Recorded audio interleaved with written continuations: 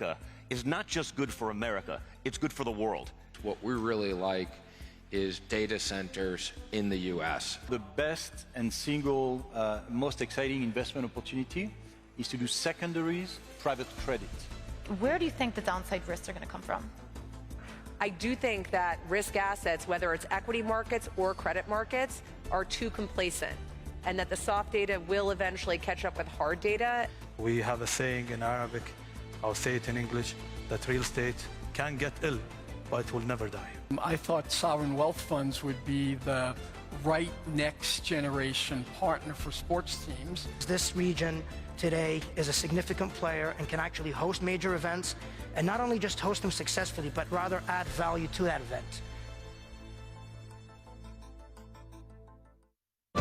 Please welcome to the stage Bloomberg's Jumana Bersetchi.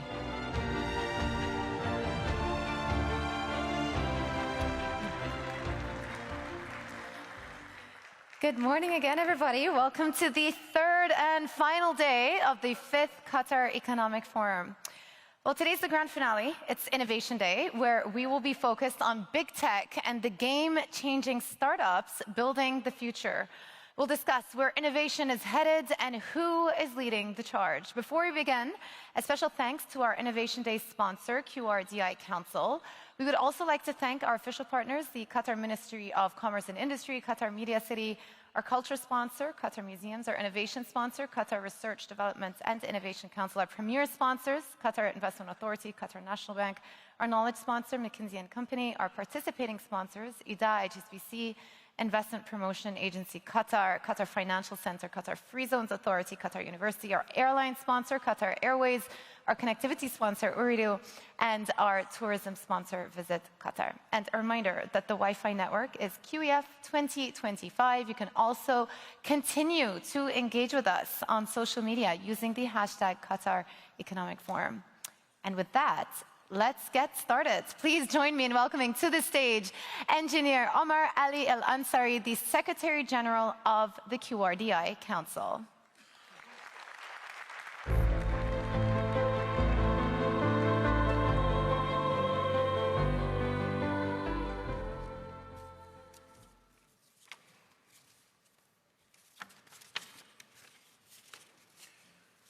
Good morning, ladies and gentlemen. Assalamu alaikum wa rahmatullah. Peace be upon you. It is a pleasure to welcome you today to Innovation Day at the 2025 Qatar Economic Forum. This forum has become a global stage for what matters most. And today, as we gather under the banner of the road to 2030, transforming the global economy, we are reminded that transformation is not only about speed or scale, it's about direction. It's about who we include, what values we uphold, and how we choose to direct our ingenuity in a time of disruption and opportunity. Last year, from this very stage, I posed a set of questions. Many of you carried with you throughout the day.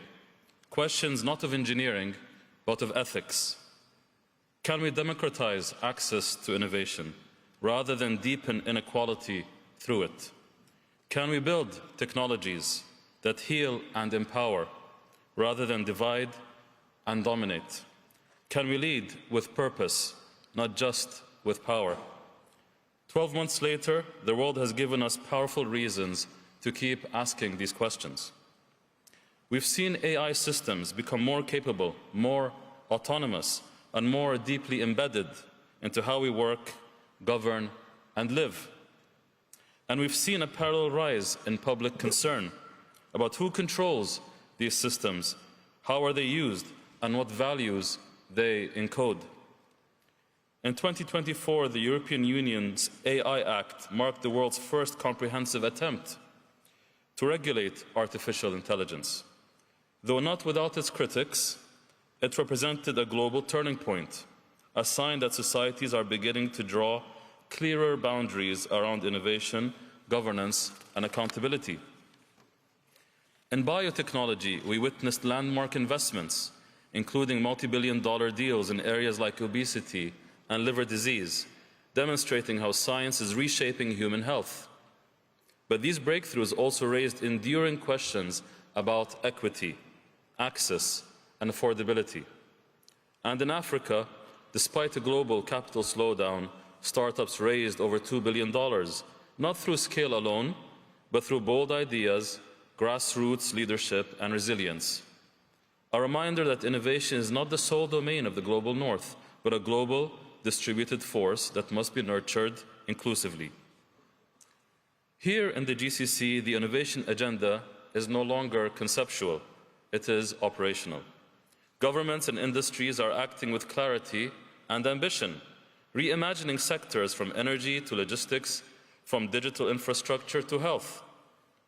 In Qatar, this ambition is structured by two national pillars: the Qatar National Vision 2030, which charts our path to an advanced, knowledge-based society, and the third National Development Strategy, which transforms that vision into real policy, institutional reform, and targeted investment. But ambition must be accompanied by architecture. The measure of success is not in our plans, but in the ecosystems we build, the talent we develop, and the outcomes we deliver. At the QRDI Council, we see our role not as the center of innovation, but as a bridge between national priorities and global ingenuity. Through our Qatar Open Innovation Program, for example, we launched with 22 national partners over 50 innovation calls around the world in critical sectors like healthcare, energy, AI, and beyond. These calls attracted more than 1,000 proposals from all around the world, with 20 breakthrough projects now advancing, each designed to generate local value, deliver real outcomes, and build capability across the ecosystem. We've also scaled InnoLight, our national innovation platform, now connecting over 480 organizations and over 5,000 projects, creating the visibility and velocity needed to move from ideas to impact. Just this week here at the forum, we marked another step forward, signing an MOU with Qatar Airways to begin shaping an avionics innovation cluster. It's an early move, but a meaningful one, another example of how we are mobilizing national stakeholders to co-create the industries for tomorrow. And within QRDI itself, we have adopted the very tools we advocate, deploying AI modules to enhance peer review, guide decisions, and assess program performance. Just as importantly, we're building capacity across the ecosystem, equipping innovators and researchers, policymakers and institutional partners with the skills and foresight needed to innovate not only effectively, but ethically. These conversations matter because transformation is not only about building new systems, it is also about re-examining the foundations on which those systems rest. So as we move through today's discussion, from AI to biotech, infrastructure to startup ecosystems, I invite you to carry forward the same spirit of critical optimism that grounded us last year. Let us celebrate what innovation makes possible, but let us also decide consciously what it should be for. And as we shape that future, let us return to the questions we began with. Will innovation deepen inequality or expand opportunity? Will it divide us or help us heal? Will we be remembered for our power or for our purpose? The answers will not be written by machines. They will be written by us. Thank you, and I wish you a meaningful and inspiring Innovation Day.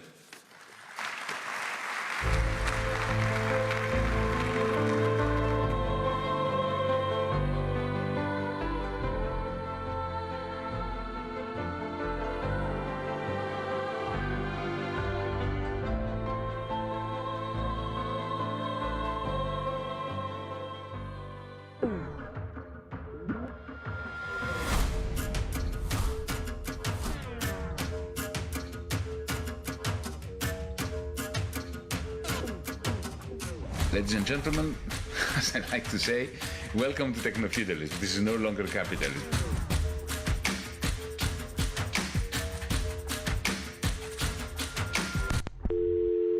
The underlying code of all AI companies was always open source. This, I believe, is yet another sign that capitalism is dead at the hand of cloud capital. But above all else, it is a world in which we will be able to imagine an authentic democracy. Please welcome to the stage Yanis Varoufakis, former finance minister of Greece, for a conversation with Bloomberg's Michal Hussein.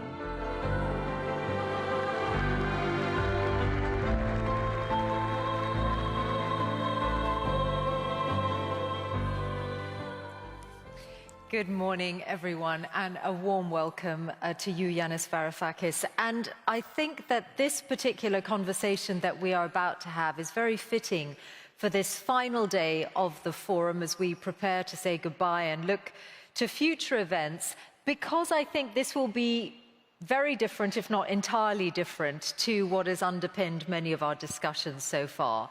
So here at QEF, we have talked about growth areas, about good investments, about risks and barriers. But this is going to be a conversation with someone who believes the following: that capitalism is now dead, in the sense that its dynamics no longer govern our economies, and that it has been replaced with techno-feudalism. So it is the thesis of economist and former Greek finance minister Yanis Varoufakis. He has put it in this book, Techno-Feudalism, What Killed Capitalism, which is out now. And Yanis, you are very welcome to QEF, and I think you're going to challenge us a lot with what you're going to say.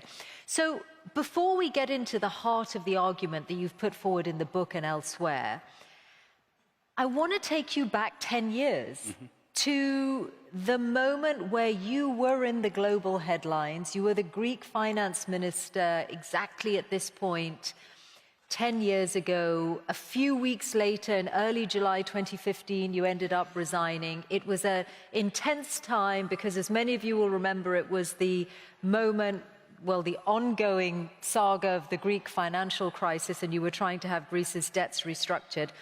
I wondered what the link is between what you lived through at that time and what you are so exercised by today. Well, Michelle, thank you so much for asking all these questions. Thank you for the invitation to the Qatar Economic Forum. Look, let's go 10 years back. The only reason why I found myself in government was because the Greek state went bankrupt. It had gone bankrupt 10 years before. The people of Greece invited somebody like me to try their hand out.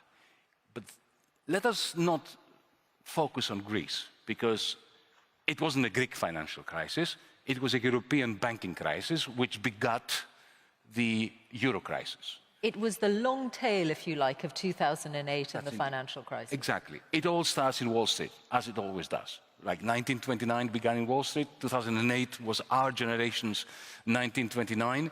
The banks of Germany and France discovered, to their great horror, these huge black holes after the subprime crisis. And then you will remember Dubai had a sovereign debt crisis, then it went to Greece, then it went to Ireland, then it went to Portugal. Okay, what was the real issue at the time?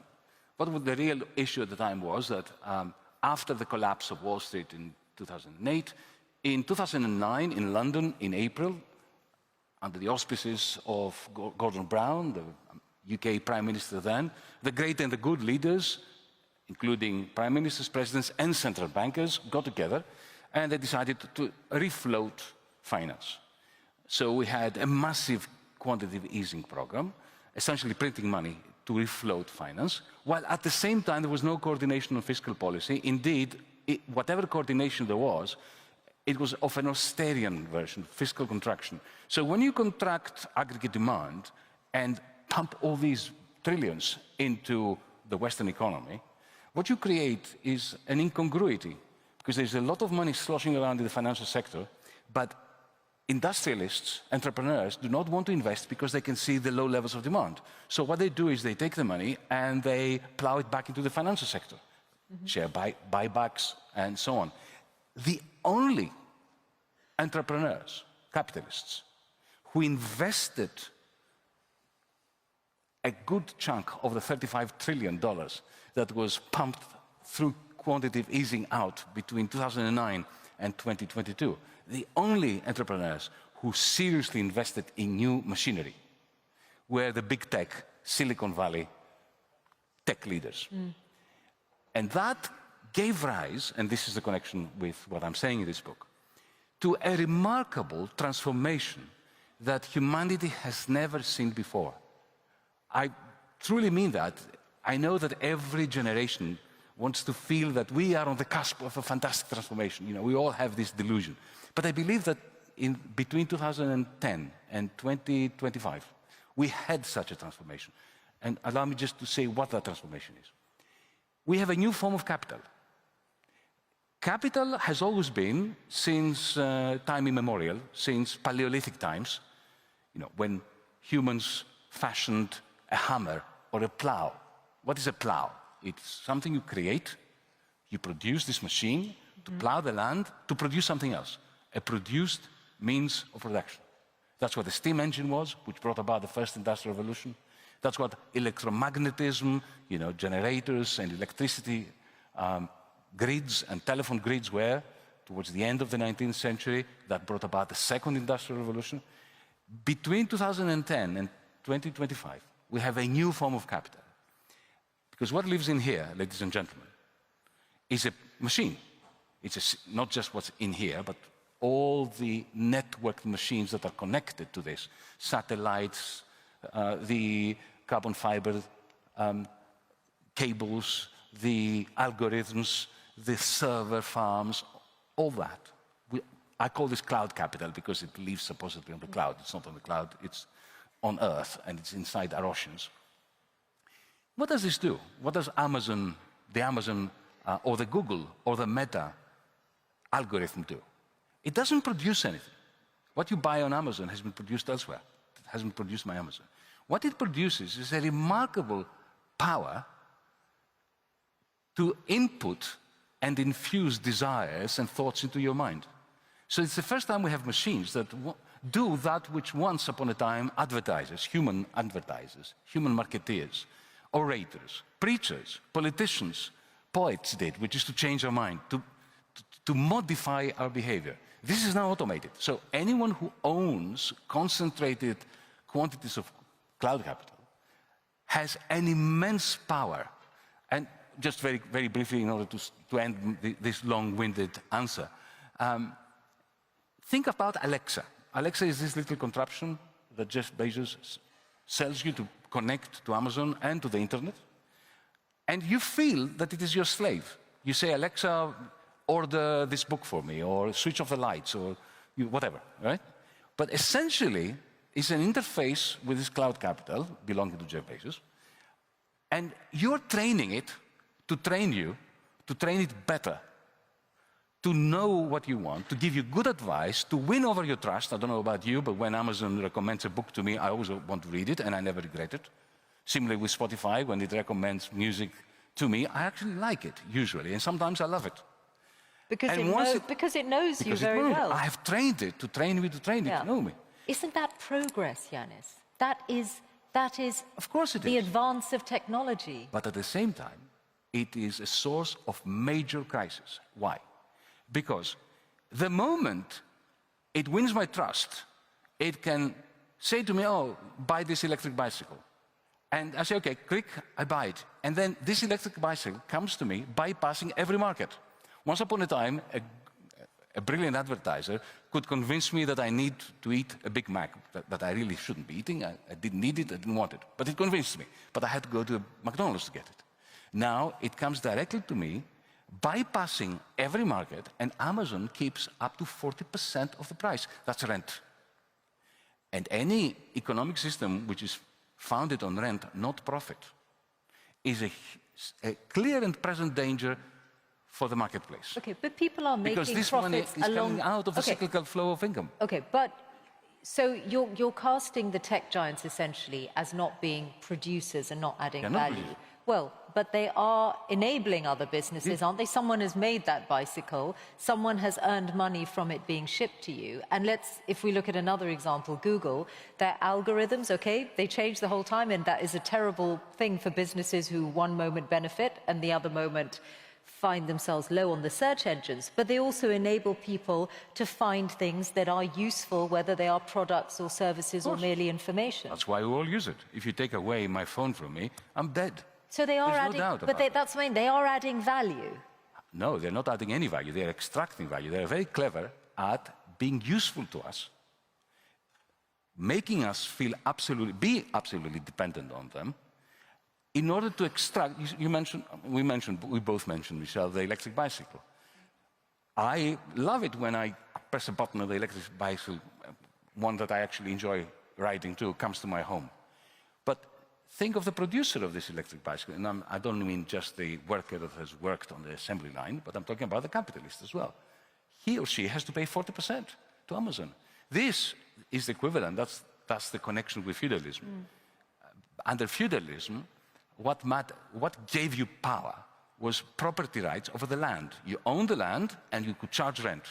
And the great the great transformation of capitalism was that you moved away from wealth being concentrated in the hands of people who were lucky enough to inherit land, to entrepreneurs, to people who actually put everything together in the production process with old-fashioned capital as a produced means of production.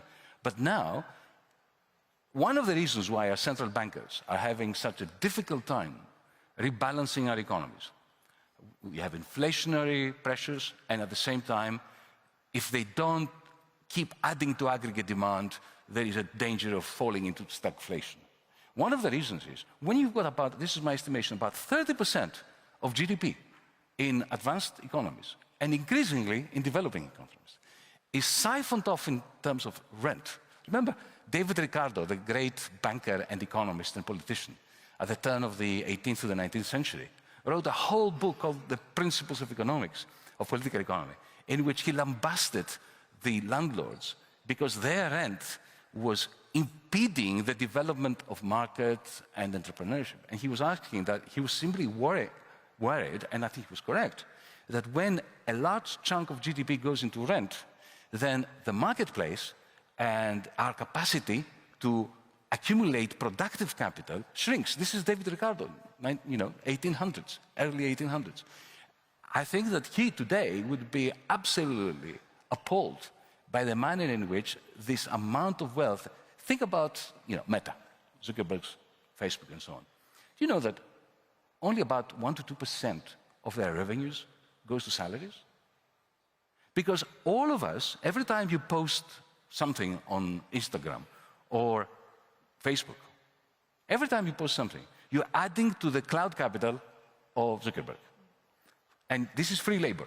Now, you may enjoy it. Of course you enjoy it. That's why you're doing it. Well, you don't think about it most of the time. But you are contributing free labor, which does not come back to the circular flow of income. But Yanis, most of us have agreed to that contract, and we've ticked the terms and conditions often with it because we want the service for free. Indeed. But if you go back to the feudal era, the vast majority of the peasants believed that it was a good and fair system. They even enjoyed life. We have a very negative view of feudalism. If you go back to the actual literature of the 16th century, 17th century, people they didn't work very long hours. They had their rituals. They had they had lots of holidays. It's not clear. I mean, sometimes when the landlord overdid it in the rent extraction game, they rebelled and chopped off their heads. But, the fact that we consent to something does not take away from the economics of it and from the reality that we are essentially undermining the capacity of our macroeconomies to reproduce themselves in a manner which is not degenerative. Okay, so the rent idea is if going back to your Amazon example, if the rent is 10% rather than 40%, does that fundamentally change your objection? I.e., do you object, could you accept Amazon getting something like that for the service it is providing, for what it is enabling? Is it the amount that bothers you? It's not just the amount. Because you see, once you have control of this cloud capital, whether you are a nice person or not a nice person, whether you're Jeff Bezos or, some saint, the incentives are ever so powerful to extract more and more. Because, as we know, from politics, from society, from families, power corrupts, and absolute power corrupts absolutely, right? This is a remarkable power that you have if you own that machine. And so let me give you an example of the things that happen. So Amazon or Google, for that matter, or Uber. They entice you to get in as a seller, as a producer. If you are a driver of a car, they entice you. Uber gives you good rates to drive. Amazon invites producers to sell through Amazon, giving them, extracting a very low percentage for them. But once you're doing really well by selling your services or your products through Amazon, through Uber, through Airbnb, and so on, the incentive is there for them to downgrade you. So you know what Google does with publishers. Initially, they're very high up on the search list, then they are pushed down, and then they're asked to pay more money, and there's a process that a friend of mine and a very astute observer of what I call techno-feudalism, Cory Doctorow, has referred to as enshittification. This is the natural incentives within these big tech companies. Once they lure you in there, both as a consumer, a user, and as a producer, to extract more and more from you. And therefore, you have a systemic process of extraction, which is macroeconomically highly dangerous. And this is not just for the United States and for Europe. Did you know that in countries like Indonesia, for instance, millions of small-scale kiosks and retailers have been taken over by the Amazon conglomerates and the various other cloud capitalists of that region. So you see this extraction process depleting the resources of actual producers globally. So my job is to alert people to this. Okay. Do you use these services? All the time. All the time.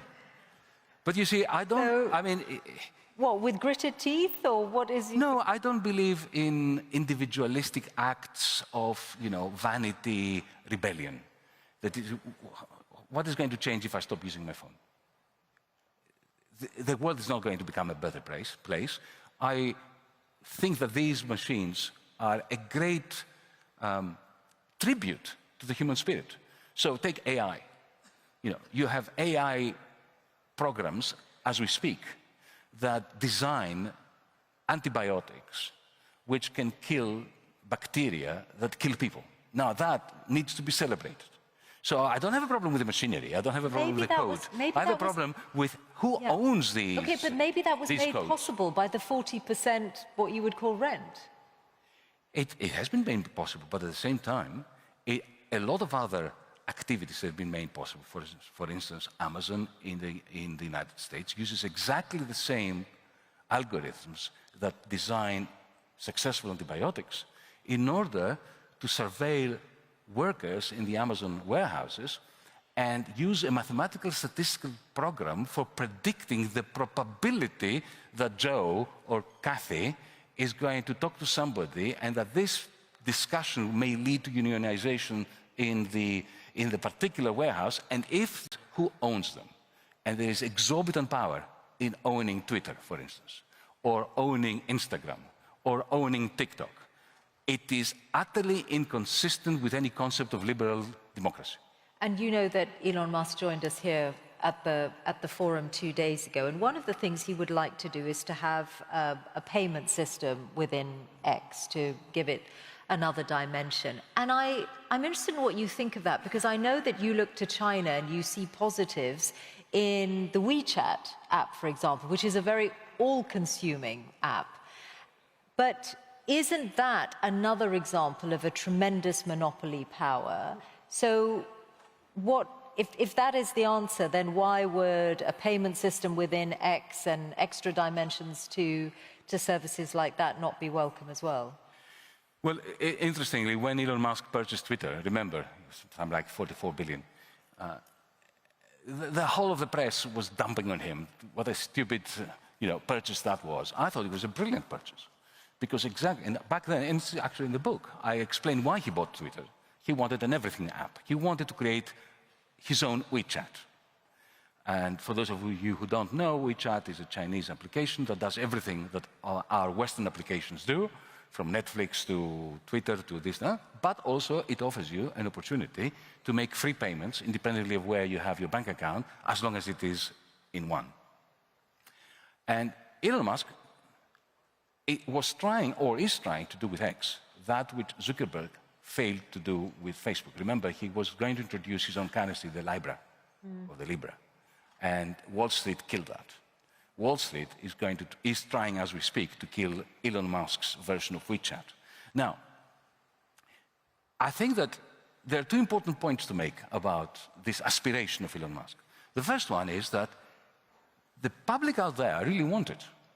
Because who wants to pay commission to their, the Bank of America, to JP Morgan, to Barclays Bank, and so on?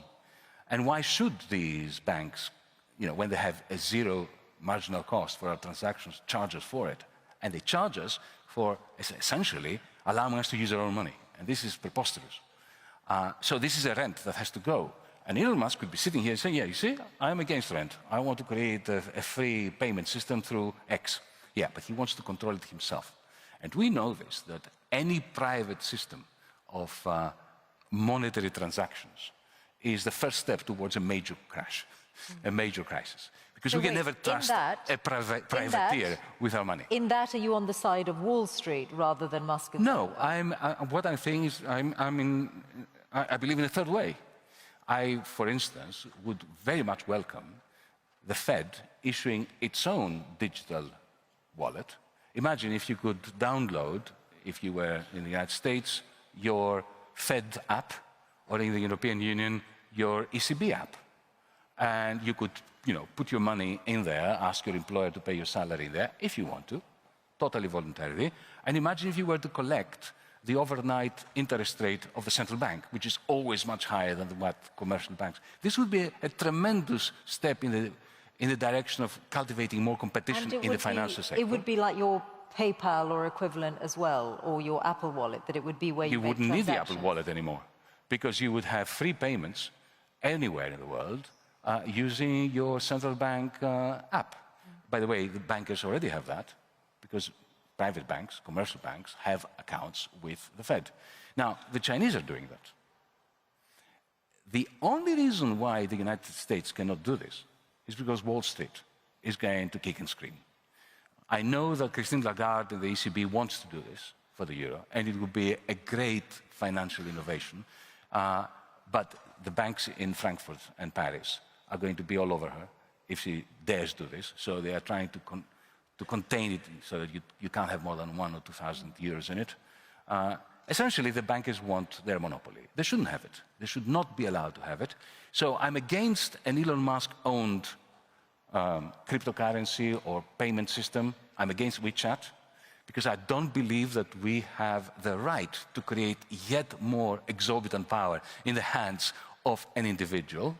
But at the same time, I do believe that we should democratize and socialize these digital payment systems. I don't believe in going back to cash. I believe in digital payments. We should own them collectively. Because, Michelle, we create money collectively.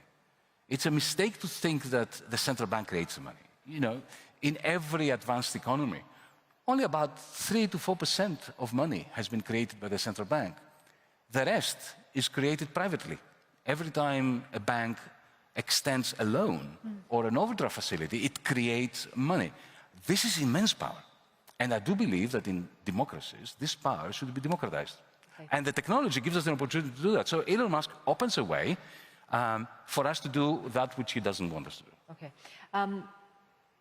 It's very useful to have got both your diagnosis of the problem and at least one or some of your solutions for the future. We only have a minute left, so leave the audience here with one action point. You're still going to use these apps, we're all still going to use these services, but what would you like people here to take action on?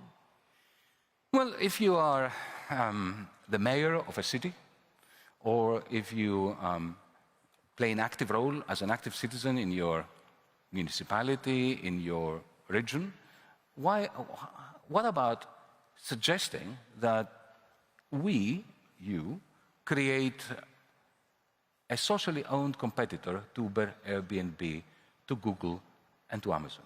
Why should these rents end up at the Cayman Islands, through Ireland usually, being owned by big tech, the big tech oligarchy, who, on the one hand, they're very smart people, and they deserve to be rich, but they don't deserve to collect 30% of global GDP simply because they have monopoly over us. We can differ politically between rightists, leftists, centrists, and so on and so forth.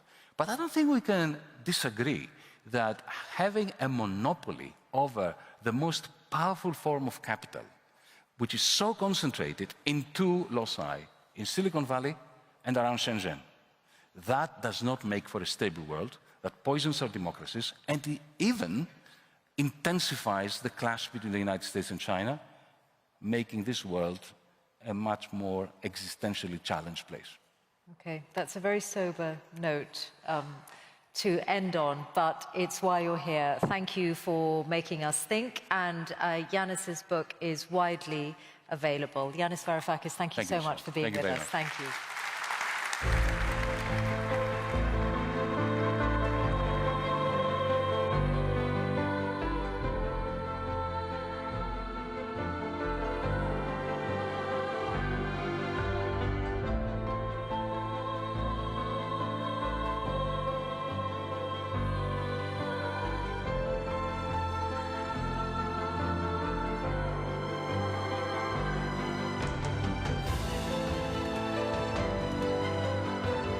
Please welcome to the stage Samia Buwaza, Group CEO and Managing Director of Multiply Group, Chris Farmer, Founder and CEO of Signal Fire, and Henry B. Nguyen, Chairman of Phoenix Holdings, for a conversation with Bloomberg's Francine Lacroix.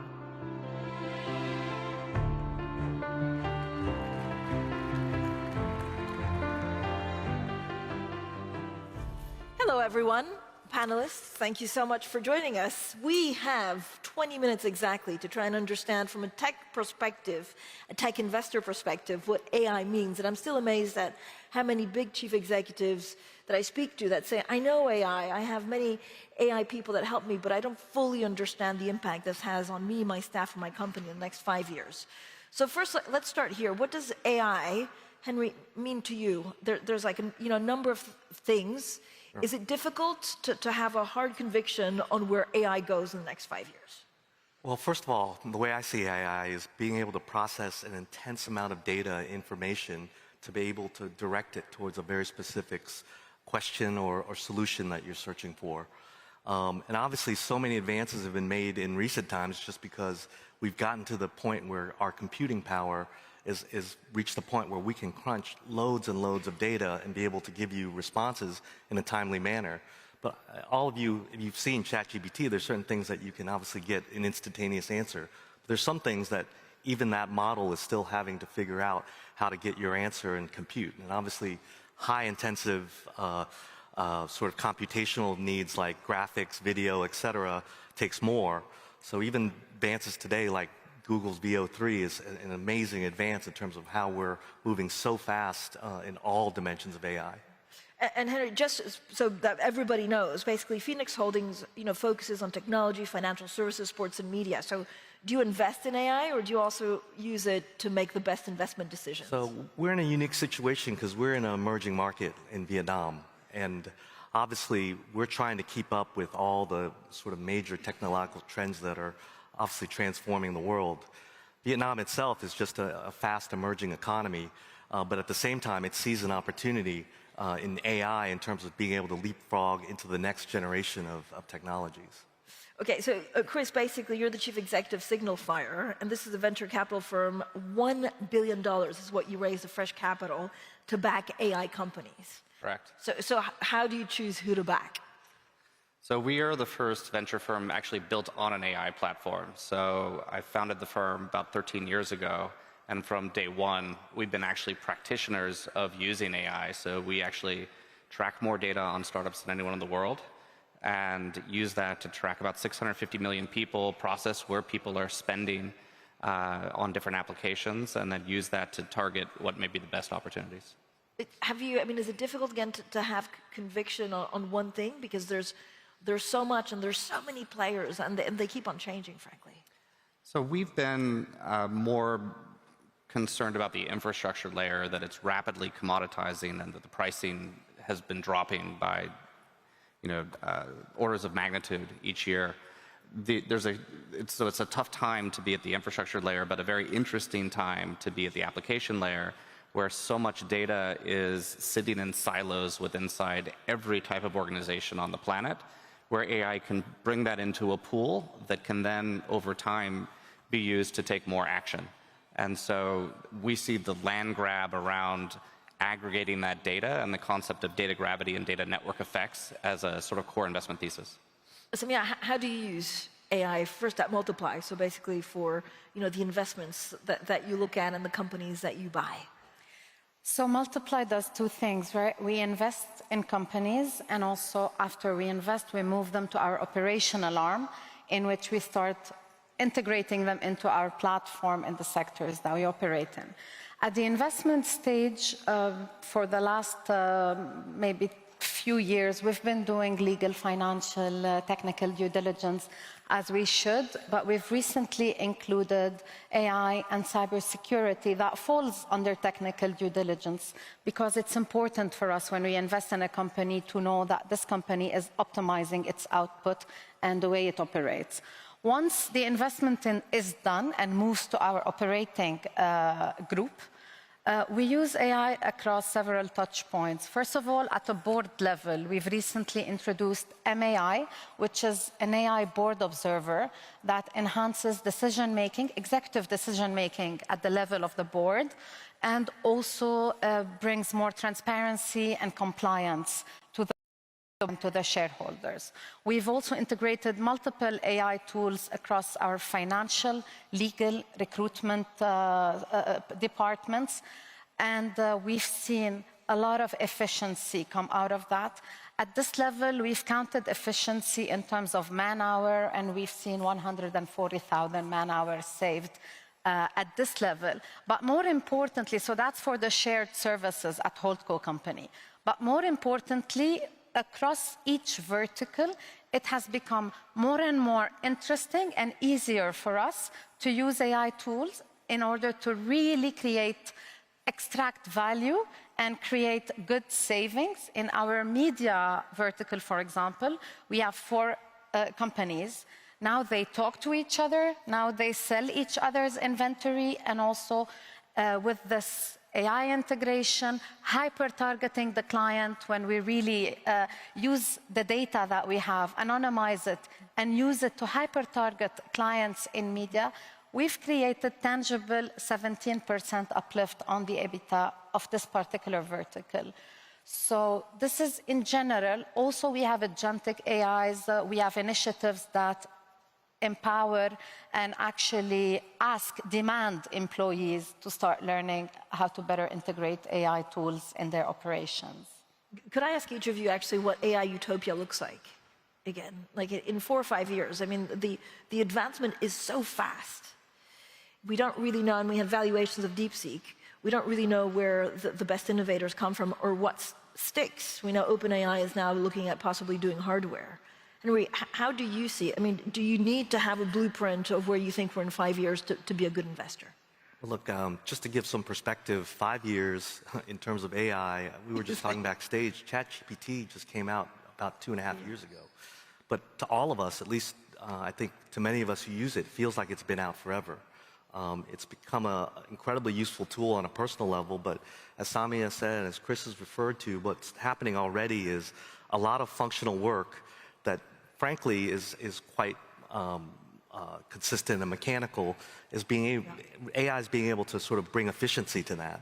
Now the utopia is obviously this next level of how does all of this recursive sort of development and learning that AI is able to do, it starts to create what I'll call, well, we're calling it generative AI, but really becoming creative, right? And not just being an efficiency tool. I think that's the utopia that we're all working towards, and then as we get there, I think the sort of horizons open up even larger. I want to actually ask Chris about valuations and whether some of the AI is overhyped, but before we get to that, I'm going to put the audience to work. There's a poll for you. You can also ask questions if you want to our great panelists. But the poll is basically, have you used an AI model in the past 6 months at work? So it can either be personally, whether you used it, or whether within your team or the company have used it. So 1, no, I'm 100% human. 2, yes, and I was open about it. 3, yes, but I also used it secretly. So we'll get that, to settle down in a second. And Chris, I mean, I guess this goes, to the question of what do you say to the naysayers who say the technology, A, is overhyped, but also there's just unrealistic valuations out there for startups? I would say on an absolute basis, as an industry, the potential is unbounded. It's an unbelievably big opportunity. At the micro level of individual companies, there are many, if not the vast majority, are way overhyped. So I think we underestimate the potential impact of AI in the medium to long term because it's hard to wrap our brains around how pervasive and fast it will impact us. But the hope of some of these companies achieving that, it'll be very difficult and it will take longer in a lot of these areas than people hope. So, it's both at the same time. But does it change everything, or are there specific sectors that will be disrupted, 10 times more? I think the areas that I'm most excited about are in the office of the CFO, back office, administrative compliance, distribution, all sorts of layers where there's just a lot of painful bureaucracy and process and paperwork, and reducing that to free people up to do higher order activities would be my utopia in this, and remove the drudgery of your job and allow you to do the reasons that you took the job in the first place. I think it'll take a number of years to get there, and the challenge will actually be less technological, I think, than restructuring companies and workflows and jobs and that transformation that has to happen in organizations to unlock it. Samir, do you see anything being overhyped? Again, it's interesting how you use it because it is for the tasks that doesn't make you dream when you start a new job. Yeah, I agree with Chris. Actually, I'm training the team to start asking themselves before we recruit anybody, is that a task that can be done by AI, or do you really need a human to do it? For the time being, this applies to very junior tasks. On the hyper-evaluation, and it doesn't bother me, I'm not investing in AI companies. I'm investing in solutions, tools, and applications which will enable my team to produce better results, enable our machines to produce better results, and really create more value to our shareholders, which is what I'm here to do. If you look at how Multiply's portfolio is constructed, and if you look at several macroeconomic factors happening, we're in an inflationary macro environment, we have a lot of supply chain disruptions, and that costs money on the way we do business. And in my mind, the only way to really get over this cost and still deliver profitability and double-digit growth to our shareholders is by embracing AI and augmenting the way we do work. And we've been doing that at multiple levels, as I said. How do you, so back to the poll, do you use AI models personally? Oh yeah, I started using it before Davos this year. My team, it was a model that our tech team developed in-house. And of course, at Davos, you meet a lot of people. And this agent, we named it Cora, and it was on WhatsApp. Mm-hmm. And let's say you introduced me to a Mr. Joe from an X company. Mm-hmm. In a second, I would WhatsApp Cora, ask her, give me the bio, and I'll have a glimpse, short summary of the person I'm meeting in order to know how to direct the conversation. So this was my first personal one. Today, as a board, as I told you, we have the board observer, but also I have my own virtual board. We've contracted a company called Aleria, a very successful AI company in Abu Dhabi, and they've developed a virtual board for me that helps me make better decisions, that challenges my decisions. I put Elon Musk on the board, I put Michael Saylor, I put Warren Buffett, and other industry leaders that were relevant to us.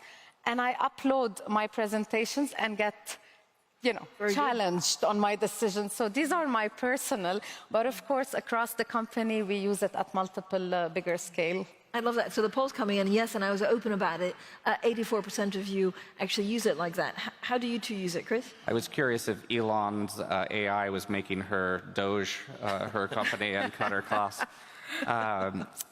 So we use it as a co-pilot as investment decisions. So we use it to help us find companies earlier and more quickly than we could as humans.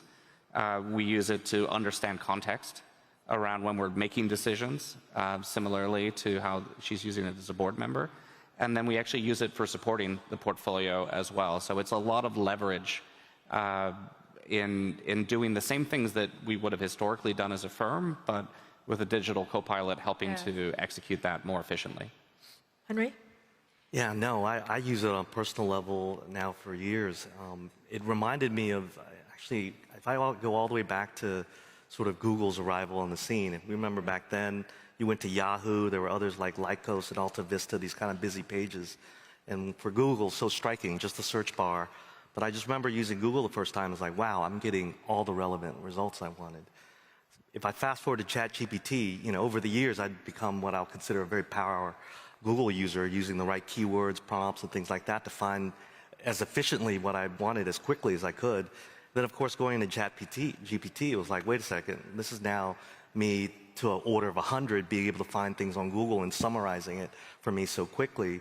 So that was just an amazing revelation. But actually, the amazing thing about ChatGPT is that, and all the other AIs, is that the more you use it, the more it starts to understand what your interests are.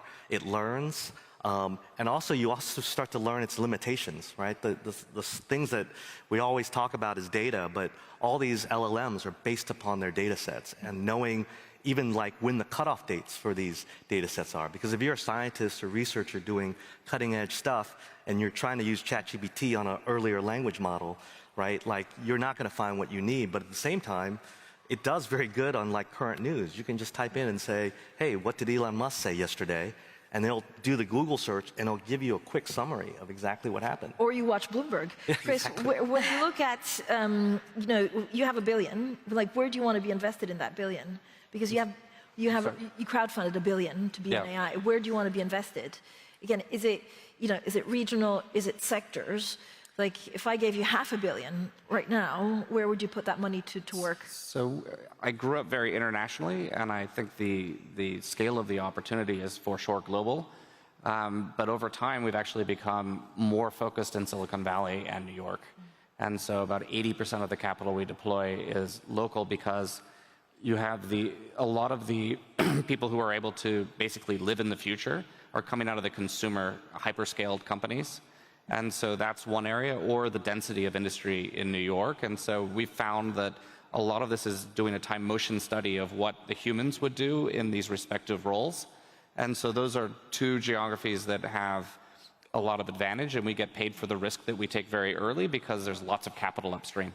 But is it kind of, if you look at the value chain, it could be chips, and then you go up into like hardware. Is it too soon to know where you want to be in that? I mean, there's a tremendous opportunity at the chips and infrastructure, the data center layer, for sure. I'm more concerned about the LLM and the tooling side of it. I think that there's a once-in-a-humanity type of opportunity to aggregate all sorts of siloed data in every industry and redefine the workflows of those industries. And so we're very focused on vertical AI in those industries. Samia? I think if we look at the global economy, we have a GDP of 110 trillion, for example, the number. A lot of studies estimate that there will be a good 15% uplift because of AI on that GDP. If you look at the UAE, they say they will have another 15% uplift to the country's GDP. So I'm investing in anything, all technologies that would uplift our performance by similar, if not better numbers, because as a public company, we have to be outperforming the markets and the economy. There are opportunities both on the supply and on the demand side. On the supply, as you said, it goes from chips to manufacturing to data center to the energy required to fuel those data centers, to the minerals, to the copper and silicon required to produce those, I'm not looking there, but on the demand, I think McKinsey said that only 1%, they've done a study, and 1% of corporates believe that they've used AI maturely in their organizations. That tells you there's a 99% opportunity from a demand side for people to invest in AI and unlock value, and that's where we're looking. Henry, do you think we spend enough time? I know this is, as a tech investor, and if we look at your outlook, do we spend enough time figuring out who won't exist in 5-6 years? Because nobody wants, that Kodak moment. You don't want to be investing in a company that gets wiped out by AI. Yeah. Now, that's always hard because, the amazing thing about technology, and if we've looked over it over the internet era, is that it's followed kind of like the power law. It doesn't seem obvious that there should just be a central place like Amazon where most people buy most goods across categories, right? If you remember the internet boom of the 90s, Pets.com, they were selling sale equipment. There were all these verticals. But, what Amazon cracked is that they knew that in the end, people wanted assortment, people wanted low prices, and the people wanted to be able to receive their goods fast, right? So they used technology to then solve that problem, even on the logistics side, a real-world side. So if you went back 30 years and said, what should you invest in today? I'd be like, okay, anything e-commerce. But no one would have predicted that one player would come out the winner, right? And I think AI, that power law distribution is going to be somewhat similar in that there will be a small number of winners. And I think this is why there's a massive race in terms of raising capital. Yeah. The valuations look silly, but if you think about what the prize is when you win, these entry valuations don't seem silly, right? So in some ways, as an investor, if I look at it from my micro scale, I'm looking at it in an emerging market or in a region like Vietnam or Southeast Asia. What will all these massive changes in AI do be adapted by local businesses, parties, or sectors that will let them be winners in their market or in the global market? I have a different perspective. I think on the infrastructure layer, and particularly the hyperscalers, there will be a consolidation because it takes so much capital to do it. I think there's going to be thousands of winners in almost every industry vertical. The sales force isn't at risk against an AI sales force. They're at risk as an AI sales rep in pharmaceuticals that does a really good job of that one function, and there'll be many, many thousands of versions of that. I think on the demand side, as I said, everybody is a winner if they get into AI decisively and promptly and do it well to create value. On the supply chain, the winners have to be those with deep pockets, a lot of capex, a lot of patience, and a lot of innovation. And I'm not betting on that race because, there were so many Googles and now there's one Google, right? So I'd rather focus on unlocking value using AI as tools. Well, thank you all for a wonderful conversation. Thank you for joining us. Thank you.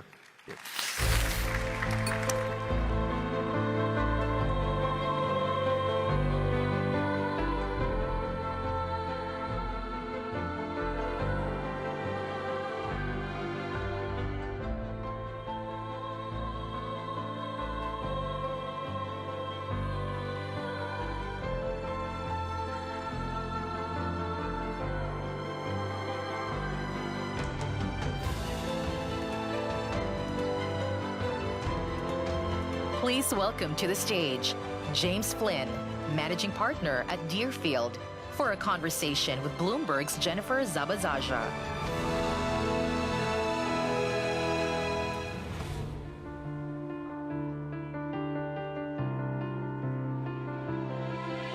Wonderful. Jim, how are you doing? Great. This is a really great, terrific event.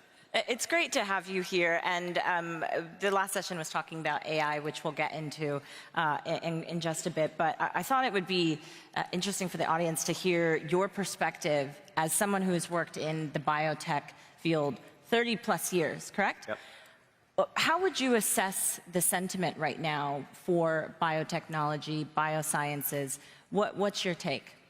So it really depends on whether you're a scientist or an investor, because the answer is almost opposite right now. So on the science, innovation is exponential, and we're really hitting that upward inflection point And the thing to understand is every single disease is a finite puzzle of biologic pieces.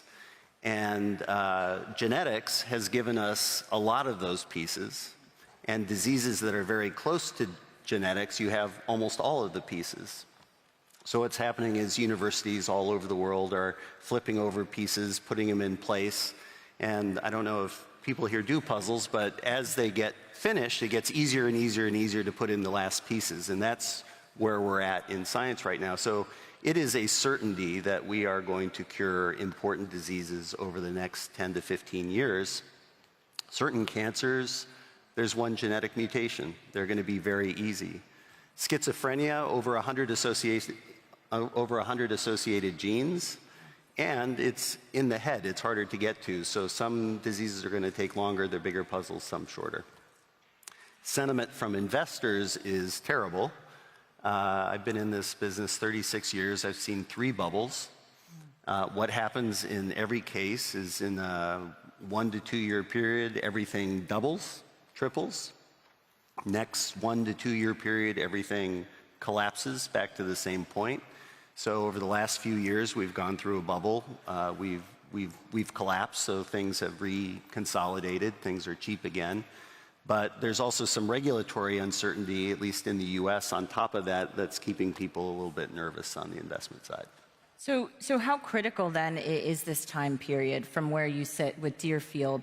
What is it that you think would make the change to prevent this from being another bubble that we've seen in the past? Well, you know, bubbles are a composite of speculation, interest rates, and a lot of things that make people make bad bets. And what happens in the bubble, the IPO market opens up. People accept companies that are too early, too risky, require too much cash. We can see there on the screen, yeah. Yeah, and so, you know, you have a lot of unsustainable company types in the public markets, and they frankly just have to go away. So you have to just wait for that. That's something that just takes time. Management expectations become unrealistic as well in terms of what their product should be valued at, and that also has to reset. So a lot of this is just time. Yeah. You talked about a few different diseases that are the compilation of a number of factors. When you think about where Deerfield is investing, yeah. Where do you see maybe the most progress? What diseases are we getting closer to finding cures for? Well, it's definitely those that are linked most closely to genetics. So, you know, a lot of cancers, there's actually lots and lots and lots of different cancers. In each tissue, they're different mutations. And so there's a lot of puzzles to solve in order to, quote unquote, cure cancer. But you're going to see a lot of progress in diseases like that, as I said. The other thing that data and software is transforming right now is the delivery of care. So right now, most of care is, for example, post-heart attack. So in the US, there's over 3 million preventable cardiac procedures per year. Preventable, right? So medicine itself has to change from being oriented around hospitals and treating people that have had a heart attack to things in the home, medicines and things that can prevent that from occurring in the first place. So there's a huge investment in data, clinical record data, genetic data, and integrating those to understand the best care pathways and really how to do that at home. So that is AI, more investment into AI and data. Yeah, AI has transformed how we can combine different data sets. So if you go to a hospital, they keep a clinical record on you. Large hospitals have millions of clinical records, and those clinical records say, hey, if you have people that have these conditions and backgrounds and you do this, it's better. But it's a really complex assemblage of data, and what software is allowing you to do is integrate it in a very useful way and then ask, where's the best place to deliver this care? If software can be predictive, oftentimes you don't have to go to the hospital or have a direct physician intervention. Which is interesting to talk to you about because Deerfield invests across the healthcare value chain, including in hospitals. What does that mean for infrastructure and hospitals and the like? will there still be a need for that, or will we be preventing more diseases, therefore less patients in the hospital, therefore a less need for them? I mean, it's a real challenge. I mean, our hospital medical system has been the root of a lot of discovery in medical innovation. Yet at the same time, it's super expensive and it's super dependent on treating diseases that have occurred already. Yep. And so the system's going to have to change, and it's really an innovator's game. It's going to be the new drugs, it's going to be the new technologies that allow prevention in the home. And that's why it's really exciting from a venture capital standpoint, because it's probable that the entire system is going to reinvent itself. What does that mean, though? What does that look like? Well, take a disease like diabetes. So we all know that there's a weight management component, but there's also an eye component. There's also a heart component. There's also a skin component. And just imagine somebody that has to go see 4 different specialists on 4 different days. They're not going to do it. And it's one reason why chronic illness is not always managed well. It's just too hard for somebody to actually do all that work. So instead, imagine something at home that beeps horribly until you go do something for 5 minutes, where you can have a telemedicine visit. Somebody's going to do that.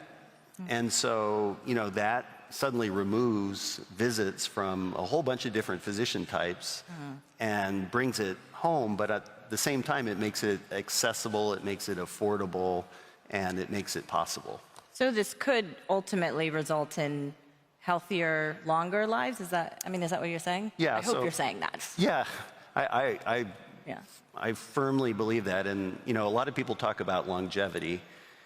We tend to talk about health span. So it's harder to move the number of years that someone's alive. It's easier to affect the quality of their life while they are alive. So what you want is each year that you're alive, you want to be able to be engaged, active, do all the things you want to do, and that's definitely going to improve. Is that in the near term, or do you think it's a bit far off that No, will it's actually right. some sort of improvements? It's here and now. It's here and now. Yeah, I think it's here and now. Now, some things are constrained by regulation. Some things are constrained by how people price things today. Yeah. Lots of infrastructure is built around reimbursement systems that exist today. So those are going to be sticky. Those are going to be hard to change. But, you know, there's a cost equation around healthcare where people will consume as much as they can get, right? And companies will charge as much as they can. Yeah. And so, you know, on one hand, healthcare expenditures could be just enormous. What changes that is prevention and moving things to the home. And so it's inevitable that, you know, that's eventually going to occur. You talk about policies, which is a very important component of healthcare. And we're seeing policies different for healthcare, depending on where you look in the world. Is there a model that would be most enabling to get us to some of those progress points that you're talking about there? Well, look, you have to embrace innovation, and you have to understand that it requires change in reimbursement regulation. So you have to have a model that has the ability to be flexible. And I think, I think most countries actually have that capability if they truly believe that the health is there and that the cost effectiveness of that health is there. And I think that proof point is probably still, 5 to 10 years off for most countries. Why is that? Because, like if you're in the middle of it, you can see it, but people haven't experienced it in reality enough to actually believe it. So I think we're just going to have much more real-life proof before whole societies embrace all of the change that's necessary. Are you concerned, though, about some of the pullback in terms of funding from public governments or public policy? Does that risk maybe setting us back in some of the progress that you're noting here? Yeah, so, NIH funding in the U.S. is one of the most important components of biomedical innovation. It's where a lot of those puzzle pieces get flipped over that the rest of us kind of collect and turn into things that are useful. And right now, the proposal is to reduce the overhead that pays for a lot of the stuff there that is used for innovation. And it's been a hugely successful investment over time, but you can't measure it in years. You have to measure it in decades, and when you do, the return has been enormous. I think that's going to settle out somewhere that works. It's a system that's kind of people haven't looked at very closely, and maybe overhead payments to some institutions are too high. So I think it's a fair question. The debate, you mean? Yeah, I think the debate's well, how much to pay is a fair debate, but where it lands needs to end up being somewhere reasonable.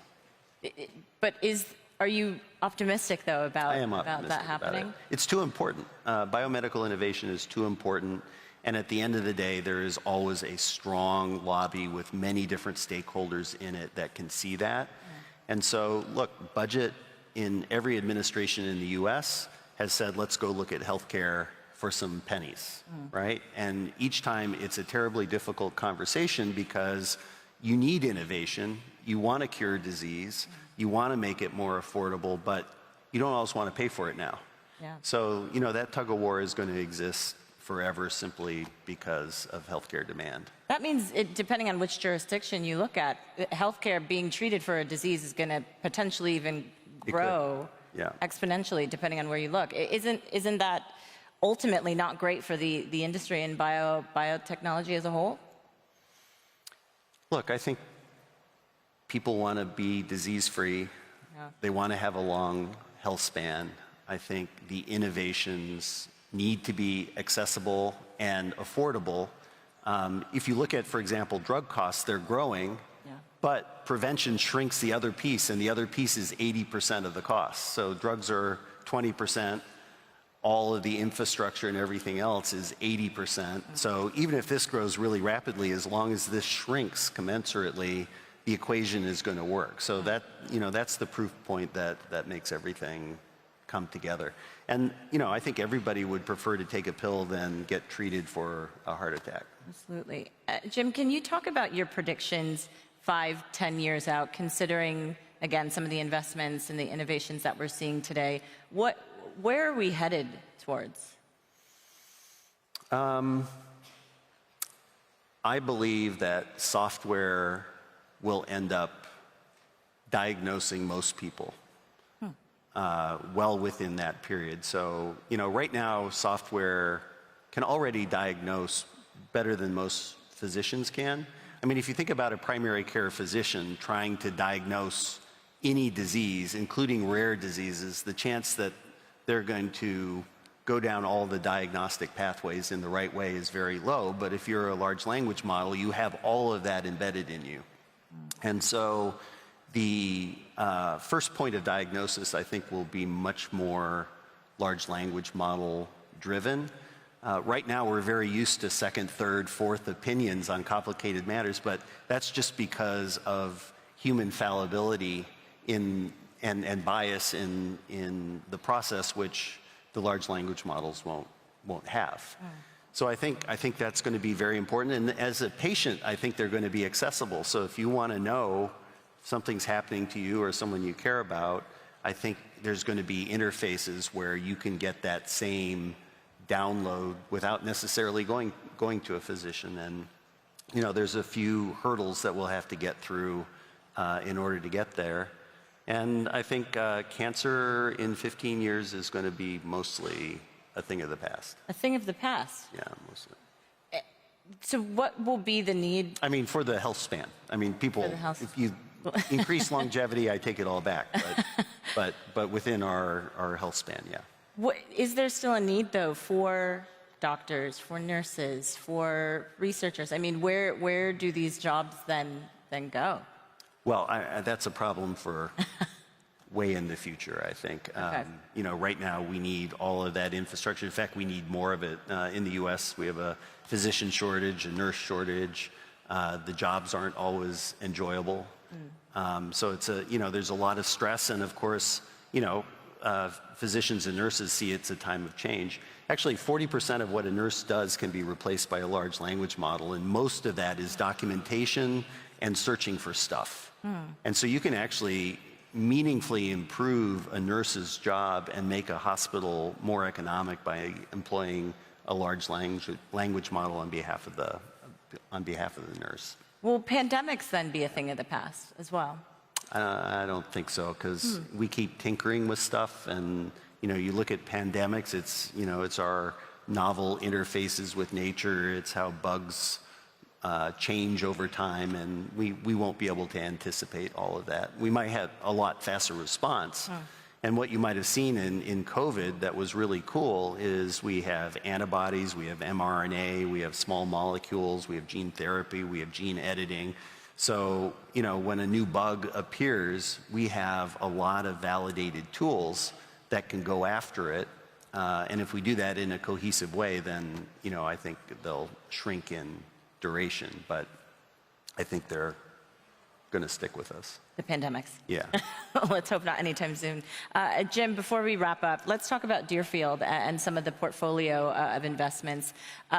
Can you share what excites you about what's in your portfolio and maybe what you're looking to next? Sure. So, we have our own laboratories, and we are developing our own drugs. So we're developing 25 drugs ourselves at Deerfield. We just dosed a first 2-year-old who has autism with a SHANK3 gene, which they're missing and causes autism, and it was safe. And we're really excited about being able to pick away at diseases that are super important and growing in importance. But this whole software thing is a real thing, and changes how medicine is delivered. So we're very involved with insurers in trying to interpret how to provide the best care at the cheapest cost, and providing tools for that. Like GLP-1s, really cool, lose weight, but they actually affect all kinds of other chronic diseases. So what does that mean for you? That's a super complicated question that software is helping us answer on a person-by-person basis. So the drug side, the data delivery side, both very engaged, very excited about. So we still don't know some of those answers then that you're pointing out there. Yeah. We still have, another 15 years of discovery at least. Yeah. And so then, what happens next? I mean, what will be key to sort of keeping up this momentum in the growth trajectory for bioscience? Investment in information. If we didn't have genetic information, if we don't have the biological pieces that create the puzzles. We have most of the platform technologies that allow us to get at them, but there needs to be continued research into the puzzles that are still mysterious, especially those really, like schizophrenia, the very big, complicated puzzles that affect Alzheimer's, another very complicated, very large puzzle. Most of the ones that are stuck behind our skull are big and complicated and are going to take a lot more work. You mentioned insurance companies. I mean, are they incentivized to want to get on board with this? Because they could ultimately be losing money in the long run, right? I mean, what is in it for them, and what are they telling you in your discussions with them? Yeah. So look, insurance companies pay a fee.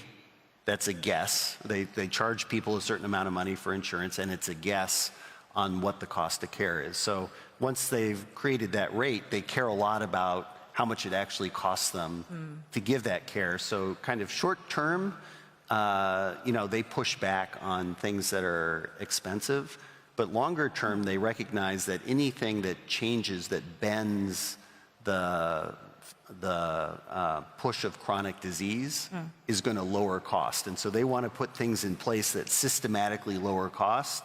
So they charge this, but it turns out to be this. And then they charge this, which is lower, but it turns out to be this, because they're bending chronic disease. And so all of the tools that we're talking about, all of the drugs that we're talking about bend that curve. And so there's, insurance companies, I think, in general, are part of the positive change. Hopefully we'll continue to bend that curve. Jim, Flynn, thank you so much. Very fascinating conversation. Thanks everyone. Thank you.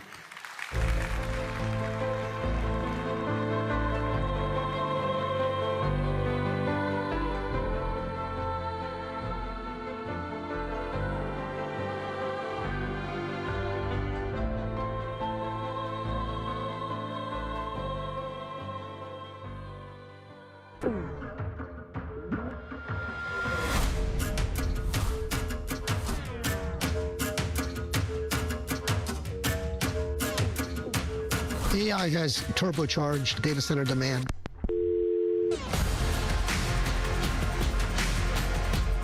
Nuclear is a wonderful way forward as one of the sources of energy, one of the sources of sustainable energy. The technology, I think, has gone much further than people thought it was going to. Very big into the data centers, and that's going to be a very hot item in the coming years.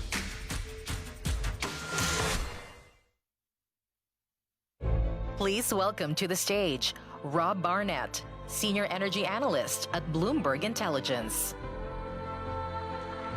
Good morning, everyone. Well, that video was a great segue. Today, I want to talk to you about our belief that AI is one of the most important new paradigms in the energy world, perhaps comparable to the LNG revolution or the breakthrough that we saw with U.S. shale oil and gas, or the stunning rise of renewables that we've seen in recent years. Earlier this month, Sam Altman was speaking before the U.S. Congress, and he said two things that I think are particularly relevant for the conversation today. One is he said that the cost of AI will ultimately converge to the cost of energy. And he also said the abundance of AI will be limited by the abundance of energy.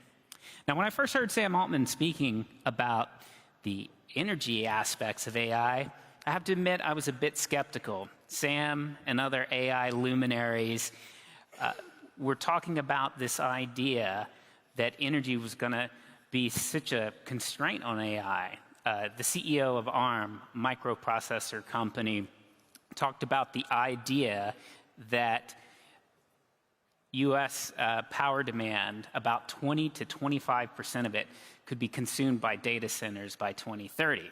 So I set out on a mission to disprove that because I didn't think it felt right. I've worked in the energy business a couple of decades.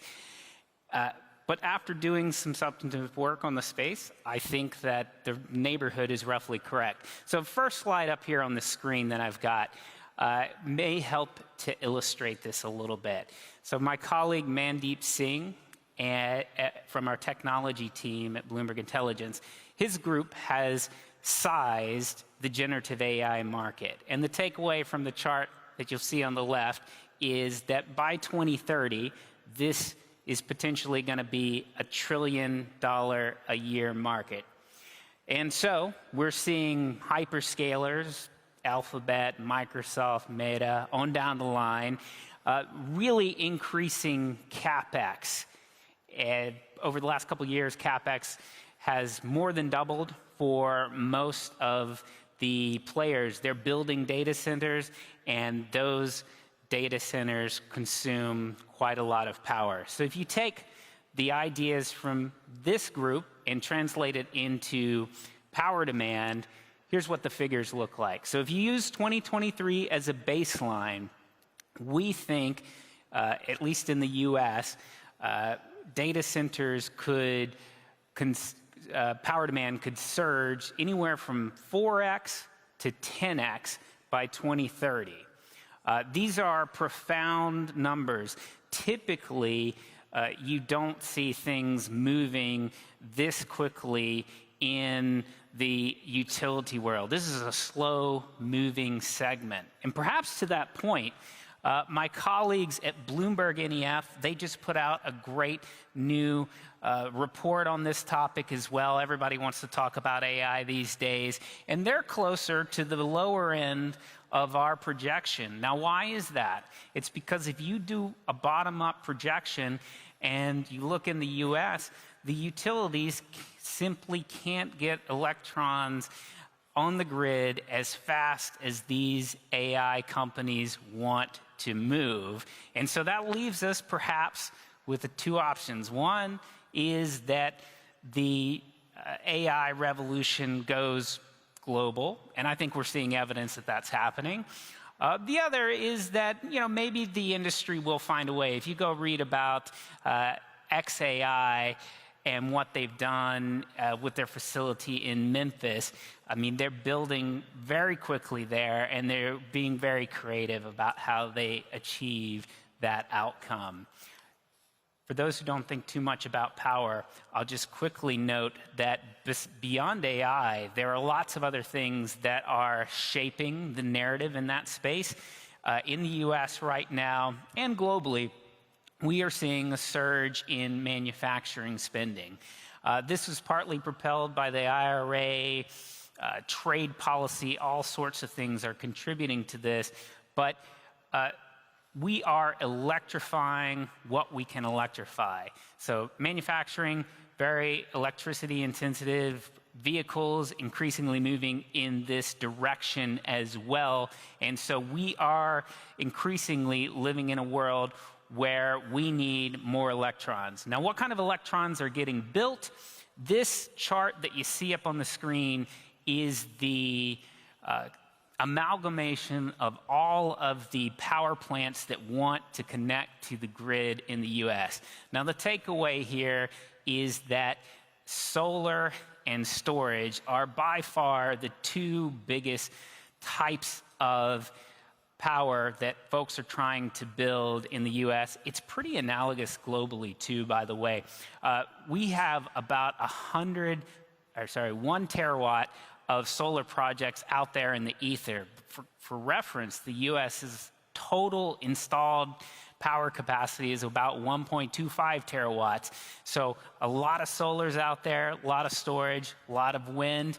Of course, there's gas in the mix as well. But when you think about gas, there's a time constraint on the matter. If you want a new gas turbine, well, you have to get in line. If you think about a company like GE Vernova, they're currently taking orders for 2029, 2030. And so there's definitely a gas piece to the story, but because of the pace with which you can move with solar storage these days, we think they are the types of technologies to potentially benefit from this big build out in AI data centers. Quickly, I have a chart up on the screen just showing the solar names. They had a really rough 2024, also a challenging 2023, despite a lot of optimism from the US president and the prior administration. We think they are back to growth in 2025 and future years as well, even with all the discussion about tax policy that's going on in the US. So look for solar names and storage names to be geared to the idea that data centers are rapidly propelling power demand.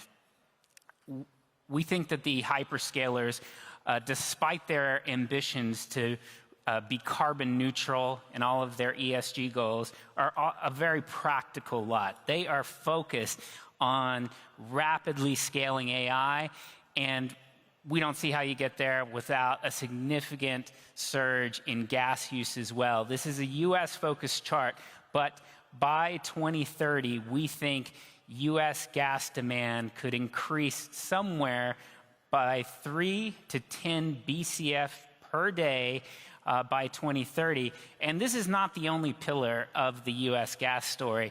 LNG demand also growing quickly, as you know, here in this country.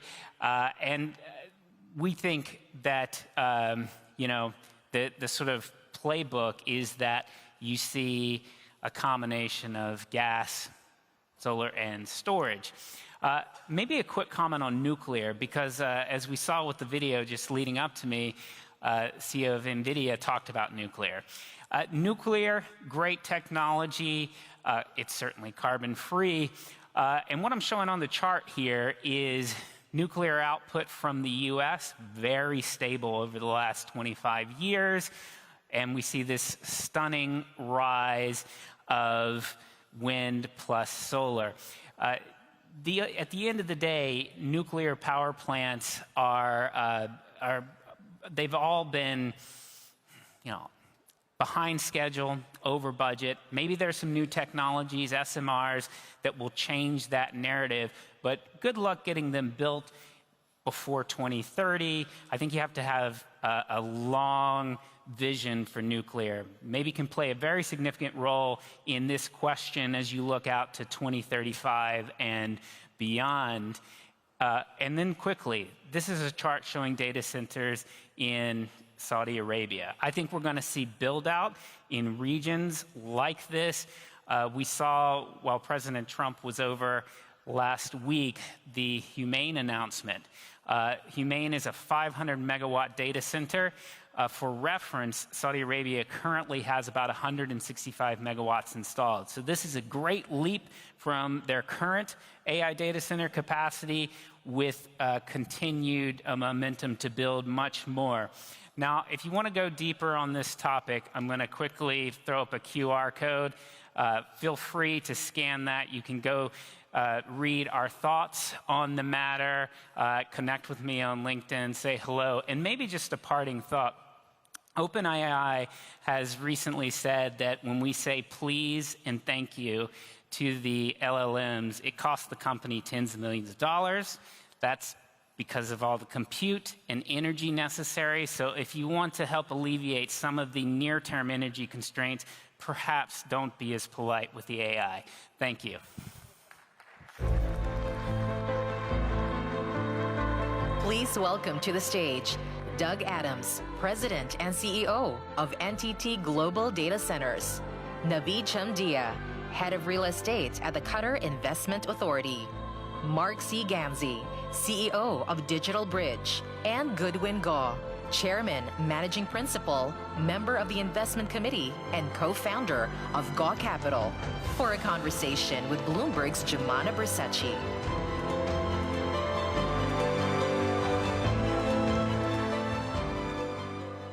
Well, that was such a great setup by my colleague in Bloomberg Intelligence. We don't need to speak anymore. No, it was fantastic. I actually do want to say, before we kick off our panel, the segue was perfect from the prior speaker, because he was just saying that if we're polite to these LLM models, it consumes more energy and becomes a lot more expensive. So we've got a poll that should be coming up in a second. Do you say thank you to your AI model? Yes? No? I haven't used an AI model yet. So scan the code. And while you do that, I'm going to get started with the panel. It's really good to be talking to you. Naveed, I'm going to start with you. Maybe just set the stage for us, because, of course, there's so much hype around artificial intelligence, and the two things sort of go hand in hand. You need the data centers to train a lot of these models.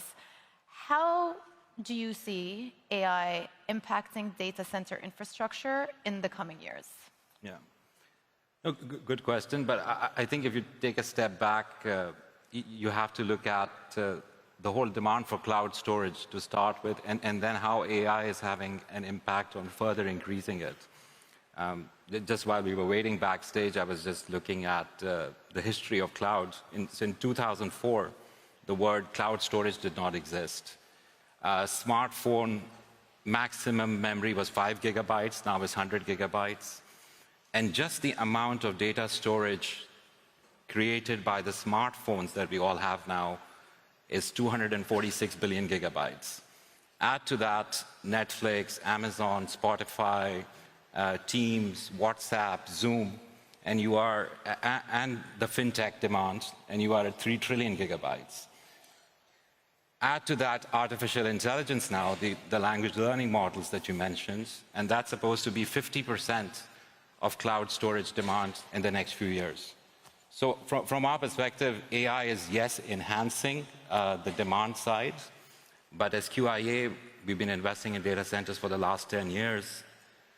What we are focused is not so much on the demand side, we are focused more on the capacity side, the supply side, that do we have the capability and do we have the right partners to deliver these data centers that are required, both for hyperscale cloud storage and also for AI. And there are various challenges around that. I'm going to come back to that point. Doug, I'd like to move on to you. You recently announced an expansion of your global data centers division, land across pretty much everywhere, from what I can tell, North America, Europe, Asia. So it sounds like you see very strong demand as well, but not specific to any region, everywhere. Yeah, so we look at everything from a global perspective. And we believe that there's going to be growth all across the globe. Right now, we're seeing strong demand signals for the last couple of years in the US. Europe's been constrained because of power availability. Some of the same issues exist within Asia. And so we have a team of people that have literally scoured the earth to find 10 plus properties, a little over 2 gigawatts of building load capable in those properties to build out. Because what we're seeing as a company is our pipeline has swelled over 25% year over year. We are seeing tremendous offtake from both enterprise and cloud, as well as AI.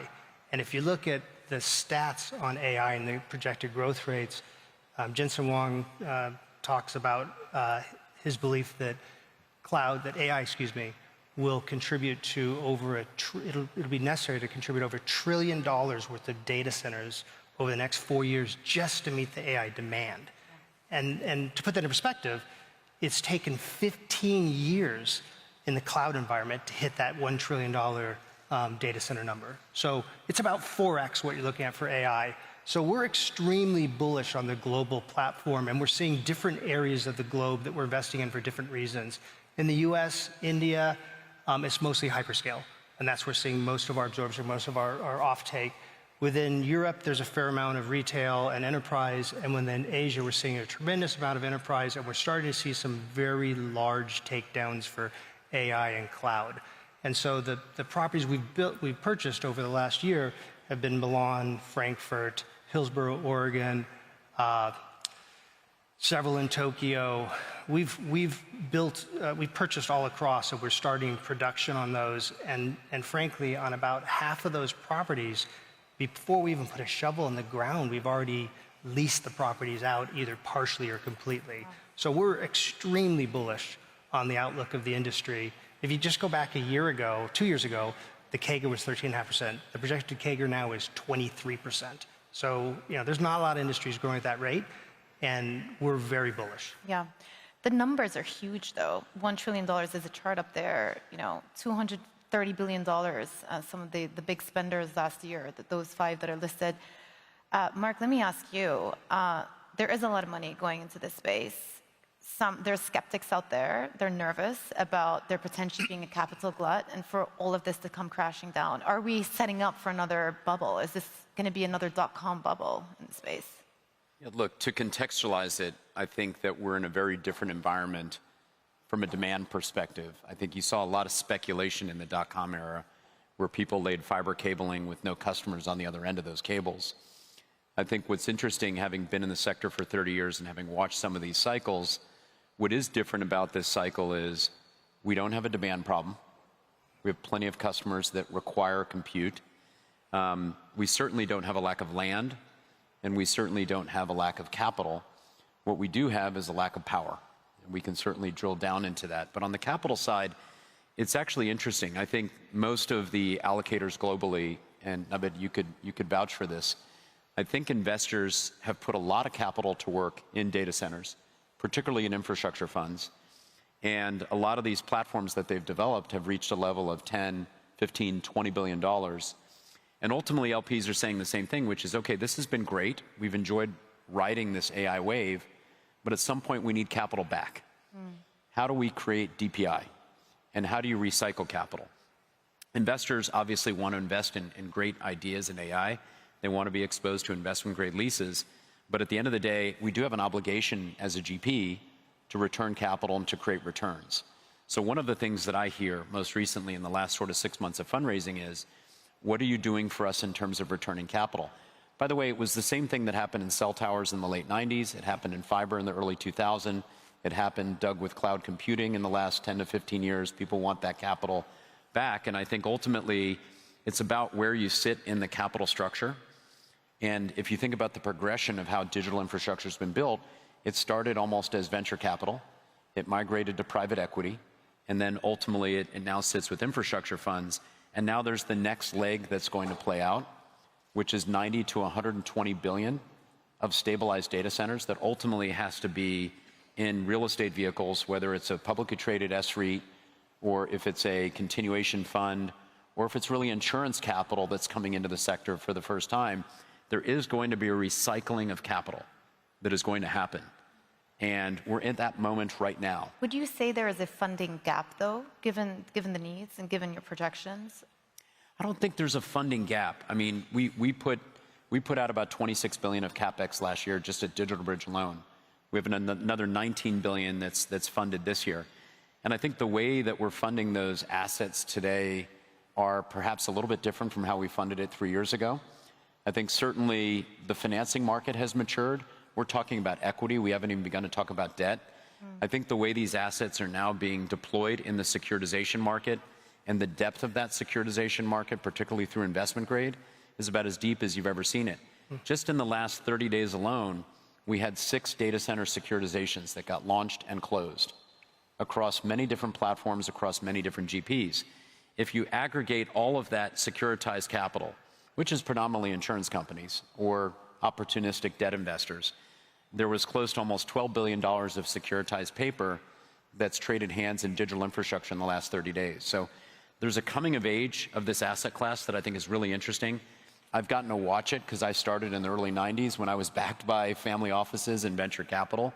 And now today we're an infrastructure fund. But I think this progression of capital is really important. And I think the movement of capital and the maturation of the debt markets for digital infrastructure is something that's really important. So we don't have a funding gap as long as capital keeps moving. Capital has to keep moving in this market. Yeah. Goodwin, one of the big events earlier this year was DeepSeek. And for those in the space, it wasn't a massive surprise. But for the rest of us who are sort of tourists in the worlds of LLM, it did come as a surprise that China were becoming competitive in foundational LLMs. How does that change the picture for China and for the broader Asia-Pacific region to have China really powering ahead with their own foundational models?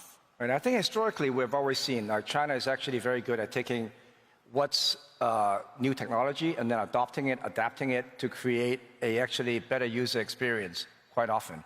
In this particular case, I think there's a lot of excitement, in particular whether it's the West, APAC, or China about inference.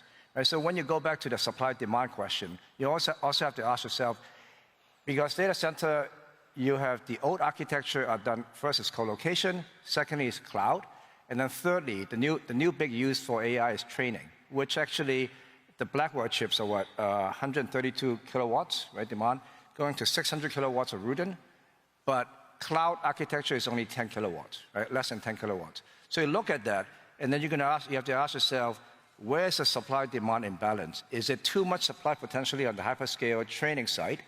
Right, in China, the word is east side is for data, west side is for compute. Because east side is where it's cooler, much cheaper power. Right? For example, China doesn't have a power constraint issue. 2% of the power today is consumed by data center, going to 4% by 2030, going to 2030. By 2035, it's expected to be 10% of the total power. And it has a much more modern power grid. When you take all that into the equation, then you realize in China, you're seeing a little bit of how the world actually could play out. Because China is one big country. You have the training being done on the east, you have compute being done on the west, where it's closer to population. So latency matters, inference is actually where it's driving the demand right now. So the supply-demand imbalance could very well go back to which part is the supply-demand imbalance. Very well, we could actually be completely undersupply on the cloud architecture side, right, where it drives application, it drives inference. Where do you see growth? Where do you see the fastest growth in the Asia-Pacific region right now? Certainly, China is playing catch-up. Where China this year, they're talking about $50 billion plus of capex spending. So China actually went through a very high capex spending during COVID because of stay-at-home, e-commerce adoption, and so on and so forth. And then went through a lull because of the chip war with US. So lack of ability to get chips. And also the big players couldn't quite figure out, is it going to be a winner-takes-all on LLM? So not all the biggest companies were focused on creating or chasing LLM because the business model is less clear on the LLM. Right? So you have a bit of a lull, and DeepSeek actually seemed to have all of a sudden create urgency for everyone to play catch-up. So the $50-odd billion in capex in 2025, it's a 59% year-on-year increase from last year. And then 3 major players, Alibaba, Tencent, and ByteDance alone, each spending over $10 billion US. Actually, 100 billion RMB, so 14 billion US dollars per company. And then there are another 3 that are Baidu, Meituan, and Kuaishou are actually over 10 billion RMB in spending alone in 2025. Wow, the numbers so are big. it's a big catch-up. Okay, let's bring up the results of the poll that I asked in the beginning. If anyone is a polite user of AI. Most of you are polite. Okay, so about 2/3 of the room say thank you to the AI model. So this question is relevant because AI is notorious for consuming a lot of power. Naveed, I want to come back to you. You touched on this in the beginning, and you were saying, one of the considerations is the sheer power consumption that goes into powering these data centers. Is that the only consideration? That's certainly one of the main ones that Mark mentioned. The other one is just in terms of the supply chain dynamics with regards to fitting out a data center has changed dramatically. We are looking at a data center right now which is trying to do an LNG-powered behind-the-meter supply for an hyperscale cloud center, and they went to buy a gas turbine. Only 3 companies in the world that make the gas turbine needed for data centers, Siemens, GE, Innova, and the waiting list is 4 years. So even if they do get the power supply and the land bank suggested, they have to wait for 4 years before they can kick it off. In another transaction, we are involved in the power generators coming from Caterpillar. There's a 9-month waiting list for that. Right. There is also another constraint, which is human capital required to deliver these data centers at the right specifications. There are a lot of new players that have entered this space who are traditionally real estate players and are trying to do data centers now. I mean, we're lucky to be partners with people like Digital Bridge and Go Capital who have experience in this. But finding the right capital, human capital to deliver it is a challenge also. Yeah. I'd like to ask you about the heat that is generated by powering these data centers as well, because from what I understand, you also need to have effective cooling systems in place. Is that acting as a constraint over how quickly you can build up capacity? It's a huge constraint, because if you think about the conversations in data centers, they often lead to power, which is our #1 constraint as an industry. To be able to find powered land is extraordinarily difficult. And when you look at AI data centers versus standard data centers, from my perspective, there's really 3 main areas where they differ. First is on scale, because an AI data center generally is much larger. Put that in perspective. The data centers that we've built for the last 10 years have been around 36 megawatt buildings. The new ones we're building are 100 megawatt, which sit on gigawatt campuses. Put that in perspective. A 100 megawatt building powers 100,000 homes. So you're using an extraordinary amount of power. So the first issue is scale is power scale and getting that power available. The second issue is being able to have the capital to scale, which Mark talked about earlier. And then the third issue is around innovation. And that innovation is all around liquid to the chip, or what's called DLC, direct liquid to the chip cooling, which basically, instead of using the technology we've used for 25 years for data centers, which is air-cooled to remove the heat, because power equates to heat, and you have to remove that heat, we use direct liquid to the chip, which is glycol device attached to the GPU, and it removes that heat. That's the technology that allows AI data centers. If this were a data center hall and a standard data center, you'd have 10 racks of AI sitting in the middle of it and all blank space. In today's modern data centers that we're building, the entire floor would be filled with racks. And so that is really the gating issue that we've looked at for the last 3 years. The claim to fame for GDC is that we're the 3rd largest global data center provider, not including the roll-ups, excuse me, Mark, but standalone data centers, we're the 3rd largest. We've got about $3 billion in revenue, 3,700 employees, 150 countries, 150 data centers in 21 countries. And our claim to fame is that we have 250 megawatts of production liquid to the chip cooling running in our data centers, which outside of the hyperscalers is the greatest amount. And I can tell you, it's been an incredibly steep learning curve. Because for 25 years we did it air-cooled, and now all of a sudden we're using this new technology. It's not proven, it's not standardized. And so that, to me, is probably the biggest challenge in our industry, is creating a standard so that we can replicate these data centers in an efficient, standardized manner and drive the cost out. Yeah, interesting. Can I just add something to that, which refers to your question earlier about whether there is enough capital available for data centers. And I think for the real estate people who might be in the audience, one of the biggest challenges that real estate investors face when looking at data centers is what happens at the end of the lease. So these data centers, when we invest in it, they'll be rented by Google or AWS for 15 years. And like Doug mentioned, the technology is continuously changing. The efficiency is changing. So if I spend $1 billion on building an 85 megawatt data center, what will happen to it at the end of its life? If I buy a hotel in Park Lane, Mayfair, as a real estate investor, I know that 15 years later it would be worth more than what I bought it for. But with data centers, it's a slightly different calculation, slightly different returns. So that's where the conflict comes in terms of your core data centers. And it's interesting you say this because we had this debate in the early 2000s around cell towers. And people said, gee, we're really concerned about the residual value of a cell tower. And what ended up happening was we found out that the location was really important. And the interconnectivity of a mobile network is a part of an ecosystem that's daisy-chained to many other cell sites. And what we're finding with data centers, as you think about the architecture of data gravity and where data goes, these data centers are highly interconnected, not only through their fiber optic networks, but the amount of investment that happens at the core of the network that sits in these, very difficult to pick up $50 million of infrastructure and move it across the street. And so what we found is, again, we've been in the sector for over 10 years. Doug, you've been in it longer than I have. But we've already gone through our first round of renewals of these leases. And what we discovered is churn is less than 100 basis points.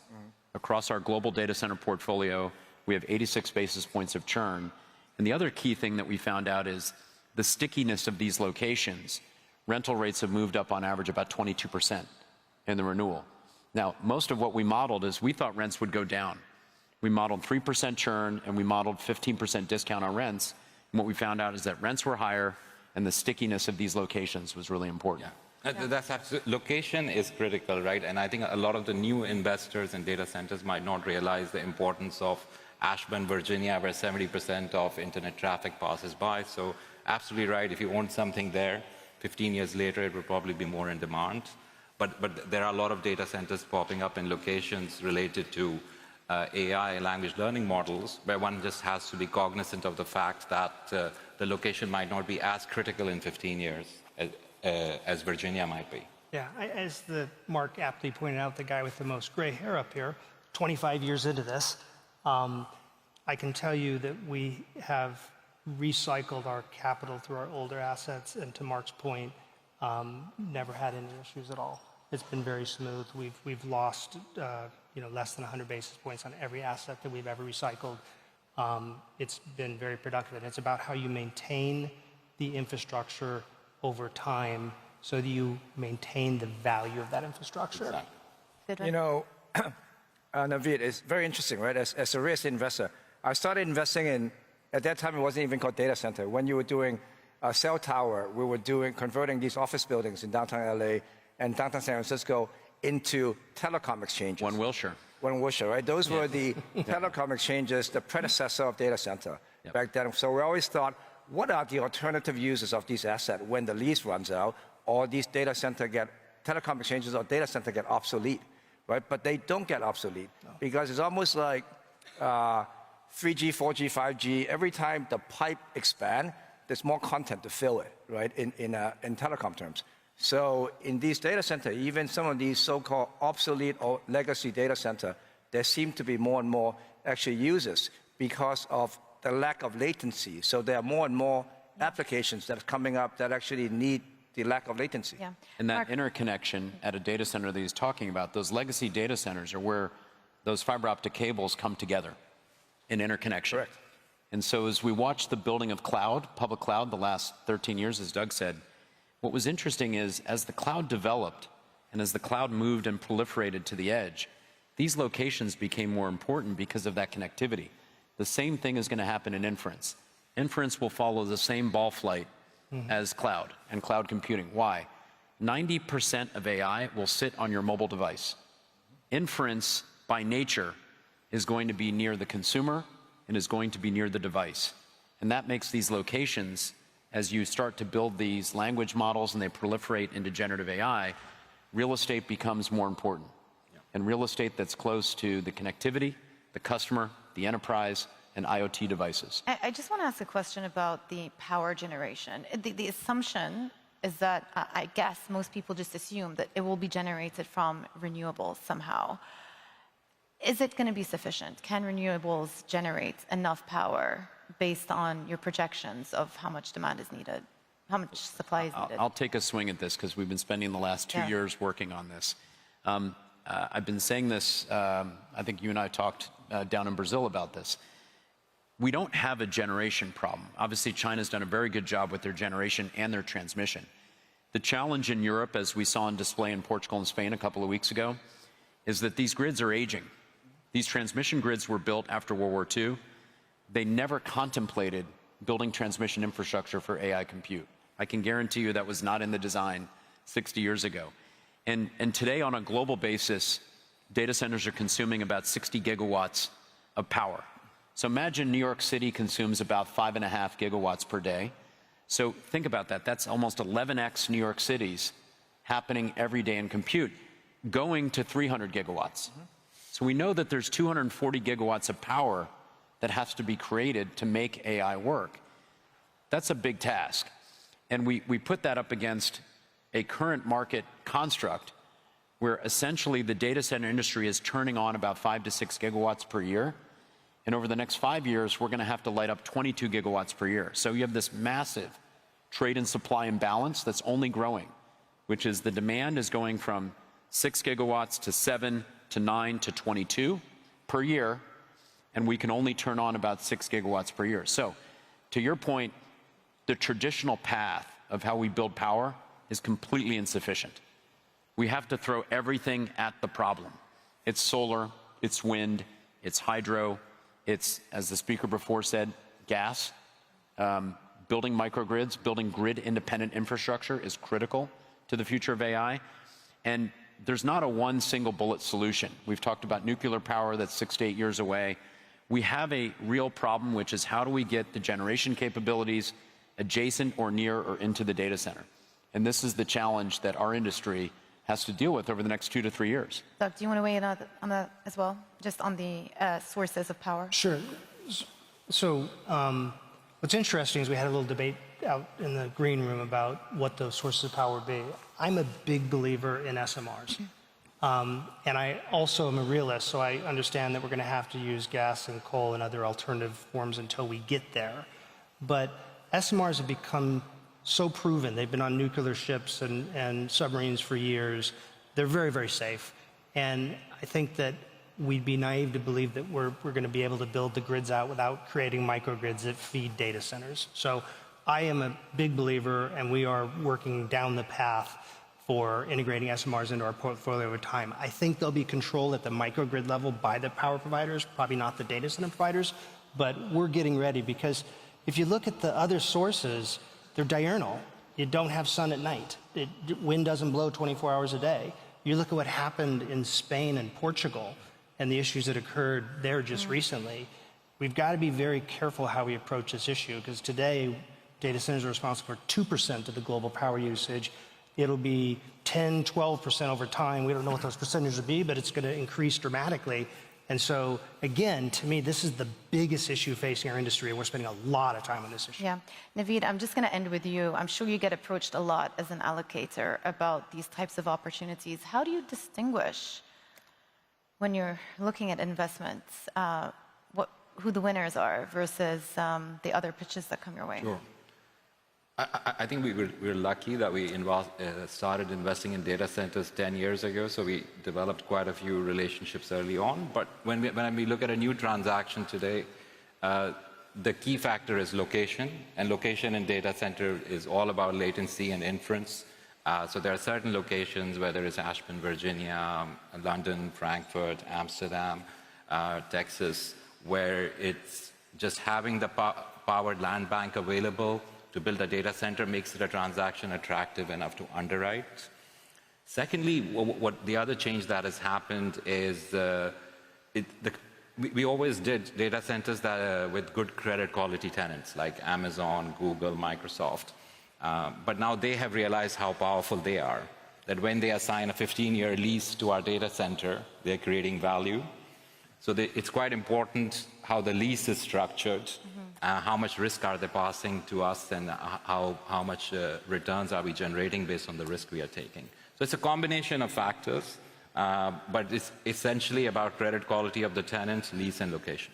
Okay. Thank you for the crisp answer. I'm sure many people will be writing down notes in this room. Panelists, thank you so much. That was really insightful. And thank you for your participation in the poll. Thank you.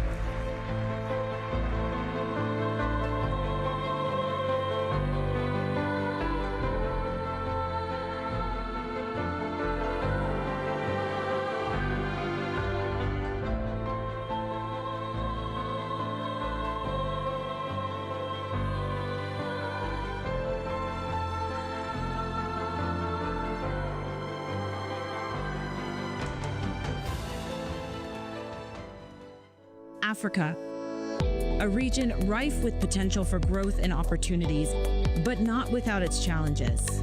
Bloomberg highlights the biggest stories, interviewing key players, and reporting on the issues impacting the region. Join us as we get to the heart of African business, politics, and economics, and ask the question, what's next?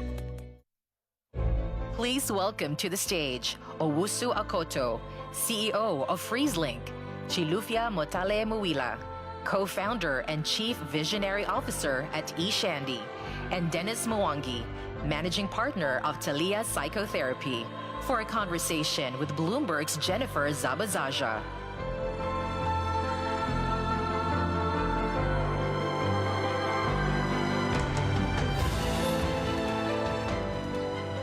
Thank you so much. This is very exciting for all of us here at Bloomberg, for the three of you, for many people who are here. We are launching and unveiling for the first time ever our inaugural Africa Startups to Watch list, 25 Africa startups to watch. There are a number of companies that are here, three of which we're going to be speaking to in a minute. Yes, thank you.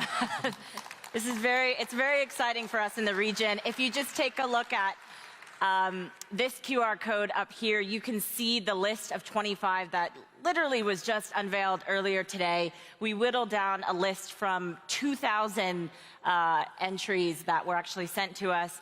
And some of these founders are really incredible what they're doing. They're tackling challenges and solutions on the continent. So it's very exciting for us. 9 of the founders are here with us, hopefully some in the room, obviously some in the room, but 3 are on stage with me. And I'm very pleased. Here's some of them that are here with us today. I'm pleased to be able to show the rest of the world really why we picked some of these founders for our inaugural list. So thank you all so much. Let's get right to it. Maybe you all can share a bit more about the inspiration behind your company and really what it was that you were trying to solve for. Koto? Sure. So I'll start with a quick story of a recent customer of ours. His name is Eric. Eric grows miracle berries, and miracle berries are a small red berry that is grown only in Western Africa. He exports miracle berries to the US mainly. He sells them on the local market. He was experiencing 60% post-harvest losses. So 60% of everything he grew and purchased from smaller farmers perished because he didn't have the right storage. Moreover, not only was he losing 60%, the remaining 40% he was selling at a discount because of the quality of the produce. So he was selling them on average grade B. So imagine 100% of the harvest. He was realizing the value of only 20% of the harvest. And this moves us at FreezeLink. It has consequences for the health of our countries because we're losing nutrients to the earth. It has consequences for wealth creation, not only for farmers, but also food insecure consumers in Africa. And thirdly, it has consequences for climate. You cannot get in a room a group of Ghanaian farmers without them talking about how the climate is affecting them. They may not use the language of climate change, but they know what it is. And so I'm the son of a farmer. I'm the grandson of a farmer.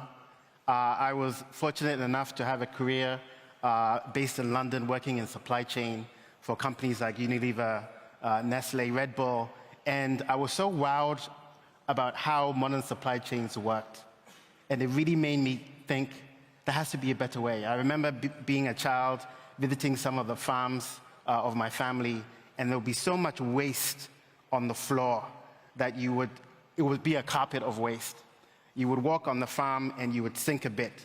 And you also had the sense that the fortunes of the country were also sinking a bit. So FreezeLink is a one-stop shop for cold chain. We exist to eliminate food and medicine waste in Africa through cold chain. If it's cold, we store, we transport, and we build with an engineering team that builds clean energy cold chain for food customers and for healthcare customers too. Amazing. Thank you for that. Sophia? So I'll start with some quick facts around why we started Ishandi. We know that over 1.7 billion people across the world have no access to financial services. And in Africa alone, that is around 57% of that population that is affected, around 95 million people. And this is also affecting over 40 million SMEs across sub-Saharan Africa, facing a $330 billion financing gap. These SMEs form the backbone of growing economies. These SMEs form 90% of all businesses in Africa and 60% of all jobs. And yet 80% of them receive no bank financing, particularly women-led and youth-led businesses. He was born to solve this problem.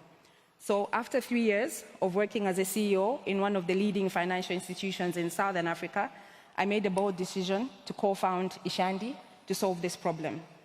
Ishandi is a credit-led Pan-African challenger bank that is democratizing access to finance to small businesses and individuals across sub-Saharan Africa. We provide microloans, payment services, peer-to-peer lending for investments, microinsurance to historically disadvantaged income groups across sub-Saharan Africa. We are really banking the unbanked and championing financial inclusion. Thanks so much, Sophia. Dennis. Morning, everyone. My name is Dennis Mwangi. I'm the managing partner for Thalia Psychotherapy. We started Thalia Psychotherapy because of one main reason. Mental health in Africa is one of the biggest disease burden. It affects close to 300 million people, and unfortunately, close to 95% of them are not getting treatment because most of them don't know they have a mental health issue. When we dug deeper, or what provoked us to basically look into it deeper was the issue of mental health in the police force. In Kenya, where I come from, majority of the police who are fighting around 2015, we had an issue with Al-Shabaab. So the police that were sent in the front lines to deal with them were coming back with PTSD. Majority of them were killing their family and friends, others were taking the gun onto themselves, and we were looking for a solution or for a way to identify those that we should focus on so that we address the issue. We were able to do that, and from that, we basically moved on to now doing it to the broader population. We use SMS and we use basic technology so that even those guys that are in the field or in the bush are able to receive the care they require, and we're able to know who to focus on. So at the moment, what we do is we integrate mental health checks as part of the hospital triage. What you're trying to do is to ensure that any hospital setup or any clinic in Africa can be able to offer mental health services. So that's what we are doing at the moment, our bread and butter. And as it is at the moment, we are doing close to 7 million screening, and we are hoping by the end of this year to have integrated into the national health scheme so that everybody, with every hospital visit, mental health is part of the solution that is being offered. Thanks so much for that. I think just hearing from all three of you, and if you look at the startup list, very different innovations that we're seeing, health tech, agri-tech, fintech, and it really shows, it goes to show just what we're seeing from the continent and the innovations from the continent. I wonder if you guys can touch on where there are opportunities to scale some of these innovations? And maybe what are the barriers to getting some more startups and companies like yourselves off the ground? Start for us? Yeah, so we've spoken a lot about AI innovation at this conference. For FreezeLink, we see the innovation on the hardware and the software side. So in terms of hardware, 600 million Africans do not have access to electricity, which is staggering. So the fact that the long-term costs of battery and solar continue to go down, long-term, is a game changer. What it means is that we can build power-intensive assets like cold storage that are solar-powered. And we have, at FreezeLink, we've begun to do that as part of a hub-and-spokes model. The second thing has to do with the innovation in terms of refrigerants. So the topic of refrigerants isn't a very sexy topic, but it matters so much in terms of food security. And there continue to be more innovations in terms of using non-greenhouse emitting refrigerants. And then AI does impact what we do tremendously. So just to give you an example, to build a bespoke modular solar-powered cold storage for agriculture, we need to analyze 77 different variables. Cold chain is complicated. With AI, that process, which takes a small engineering team, could be done in an instant. And this is one of the things that we are working on. And finally, when it comes to what does it take to have more innovators succeed and get along, the first thing I'll say is that Africa is not Silicon Valley. The only similarity is perhaps how we think about what is an ecosystem. So if we think about an ecosystem, normally we talk about risk capital and entrepreneurs, but how about government? How about the private sector? We are here at the behest of Bloomberg as a good example in partnership with the Qatari government. And then thirdly, how about our universities? So there are opportunities that we haven't realized on the continent. You know, many of our universities, especially the public ones, are not as strong as we need them to be. So I think the answer is to really think about what is an ecosystem, almost at the table with 5 different legs, and how do we strengthen all of those legs of the table to have a strong ecosystem to build up more innovation. Julafia, I saw you nodding over there. Yeah, no, I agree with what he's saying. And also, we do know that in Africa, digital infrastructure is not fully developed, particularly in emerging markets. And so you find that smartphone penetration is low. So access to internet is also low, as Elon Musk also mentioned in his panel session around how we can improve people's lives by giving people access to internet so that they can get things for free, learn new skills, and all those kinds of things. And so in a market like in emerging markets where 70% of all transactions are through mobile money, that is last mile technology. So it's not about giving everyone access to a smartphone that's going to automatically disrupt everything, but also leverage of how do we apply AI through last mile technology. How do we reach the last mile? How do we reach people in the rural communities so that we can improve the standard of living and make it a fundamental right for everyone to have financial access? So that's where the opportunity lies with last mile technology, mobile money transactions, and the deployment of smart technology, digital infrastructure. How do you convince, you all are solo founders, how do you, solo founder, right? Co-founder. Co-founder, okay, sorry about that. How do you convince, as founders, international investors to buy into some of the solutions that you have? Because in some senses, they're very localized. What's the convincing factor? Dennis, has it been a challenge to maybe get investors or people on board?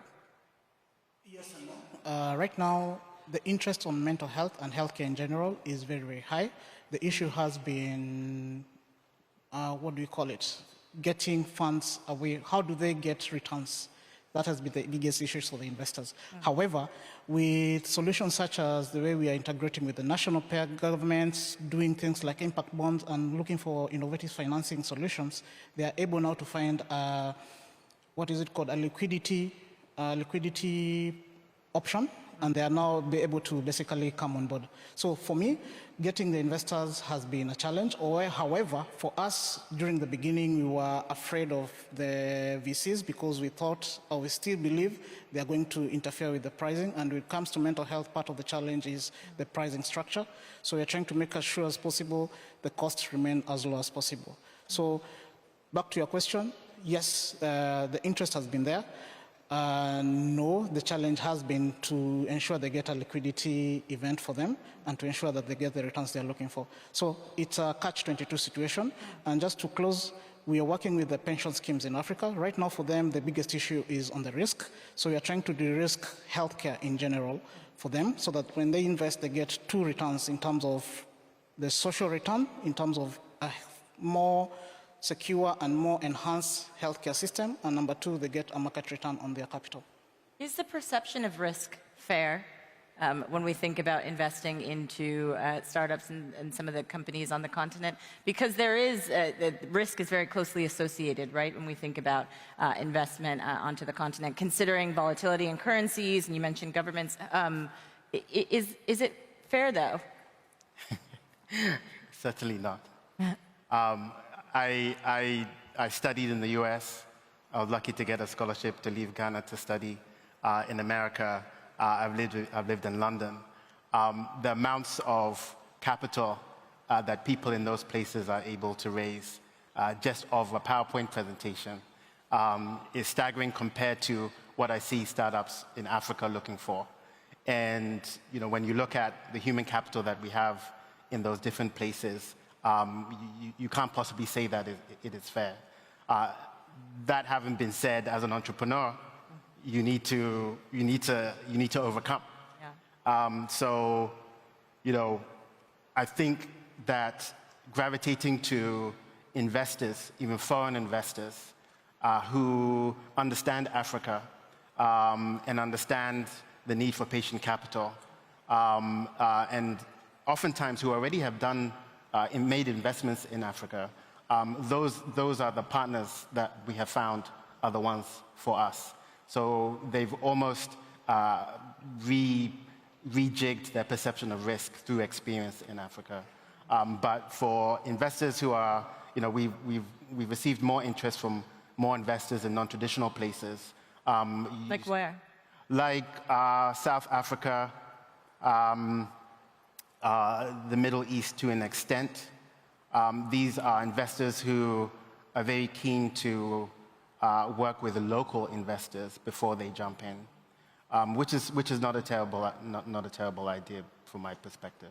And Chilufia, you talk about having that one initial yes, which opened the door to others. Can you share that story? So we were bootstrapping when we launched our operations in 2019, but we got our metrics right. Our unit economics were well structured, and we understood the business very well. So we had the fundamentals, and we had the numbers right. And so we got a lot of no's. There were very rigid VCs, our traditional financial institutions, that basically had very rigid models, and we got no after no after no, but we really, really persisted and only got one yes. And that yes was in 2020 by Gender Lens Funds based out of the US. So it's very difficult to raise money locally. It's much easier to raise money from the US or the UK or other regions actually than from your local market with people who are with you, who see you on the ground, who see the impact. It's much easier for them to see you operate for 5 years to see if you fail or you succeed. When you're successful, then they come. Mm-hmm. But at the time when you need them the most, they are not there. That's the unfortunate reality. But you're seeing more and more interest as you continue to share your story? So we see more interest from international investors than local investors. And we see more interest from regulators by creating sandboxes that allow us to operate. We innovated with a peer-to-peer platform where we raised over $6 million, more than we raised from international investors from the local market. That kind of alternative finance really are solutions around that startups can use to basically raise money or use it as a bridge round as they raise from international investors. I think it's just the intentionality that really we need to have. We see more interest from DFIs than actual VCs who are more comfortable if you're coming from more developed markets. My experience was that because I'm coming from Zambia, the interest rate we were offered was very, very high because we're deemed high risk. And I was told, well, if you're coming from South Africa or from Kenya or Morocco, it's much easier. You know, we would lend to you at 5% per annum. But coming from a market like Zambia, they're giving it to me at 13% plus the SOFR, which is expensive. And then if I'm going to on-lend that to a small business owner who's struggling, how much interest am I going to charge this customer? So it's really, really unfair. And I understand their macroeconomics are beyond the same and policies, but I think we just have to be intentional around who is the actual beneficial person behind this. Who's the one that's going to receive these funds? It's not the fintech. It's actually the end user who's the SME, who's forming the backbone of the growing economy. So do they need high interest loans to make their businesses grow? No. They also need patient capital. So we need fair pricing, not based on country metrics, but really around what we are solving and the impact. Dennis, can you jump in? For me, I'll take a different perspective. For us, yes. Thank you. We like the applause. For us, our focus has not been on the VC money. It's actually been on the end user, on the end customer. They are the ones who have been actually funding us. So for the longest time up to now, we are actually been bootstrapping. We got our first institutional investor last year, and that was basically to allow us to go national. But other than that, we find our biggest investors to be basically the end user, the customers, and they are the best when it comes to everything else, because at the end of the day, I'm not charging interest, and it's a proof of basically the way they love our product, let me put it that way. So at the end of the day, I think the end consumer is the best financier, and that's who has been supporting us all along. Thanks for that. I want to ask you all how you see the next level of the startup ecosystem growing on the continent. We mentioned you're a part of the 25 startups to watch. There are hundreds of thousands of startups across the continent. What needs to, is it patient capital that needs to help continue this momentum to grow and build and maybe one day make the startup ecosystem similar to Silicon Valley? What do you think, Koto? I think I have three answers. Pension funds, pension funds, pension funds. That's it. Okay, we can go now. Just kidding. If you look at the performance of DFI-funded startups, objectively, you have to conclude that it hasn't worked. And anybody can look this up, do their research on Google. At the same time, our pension funds across Africa sit on trillions of dollars. And is odd because last year I went to Egypt for the first time, and I was talking to some investors, and they were talking about how they were trying to work with Egyptian insurance companies and pension funds to increase their investments in alternative assets. And I remember getting feeling a sense of deja vu, because they were the same types of conversations I've been privy to in Ghana. And so there is, from my perspective, an increase in momentum with challenging pension funds to fund alternative asset classes, including private equity and venture capital.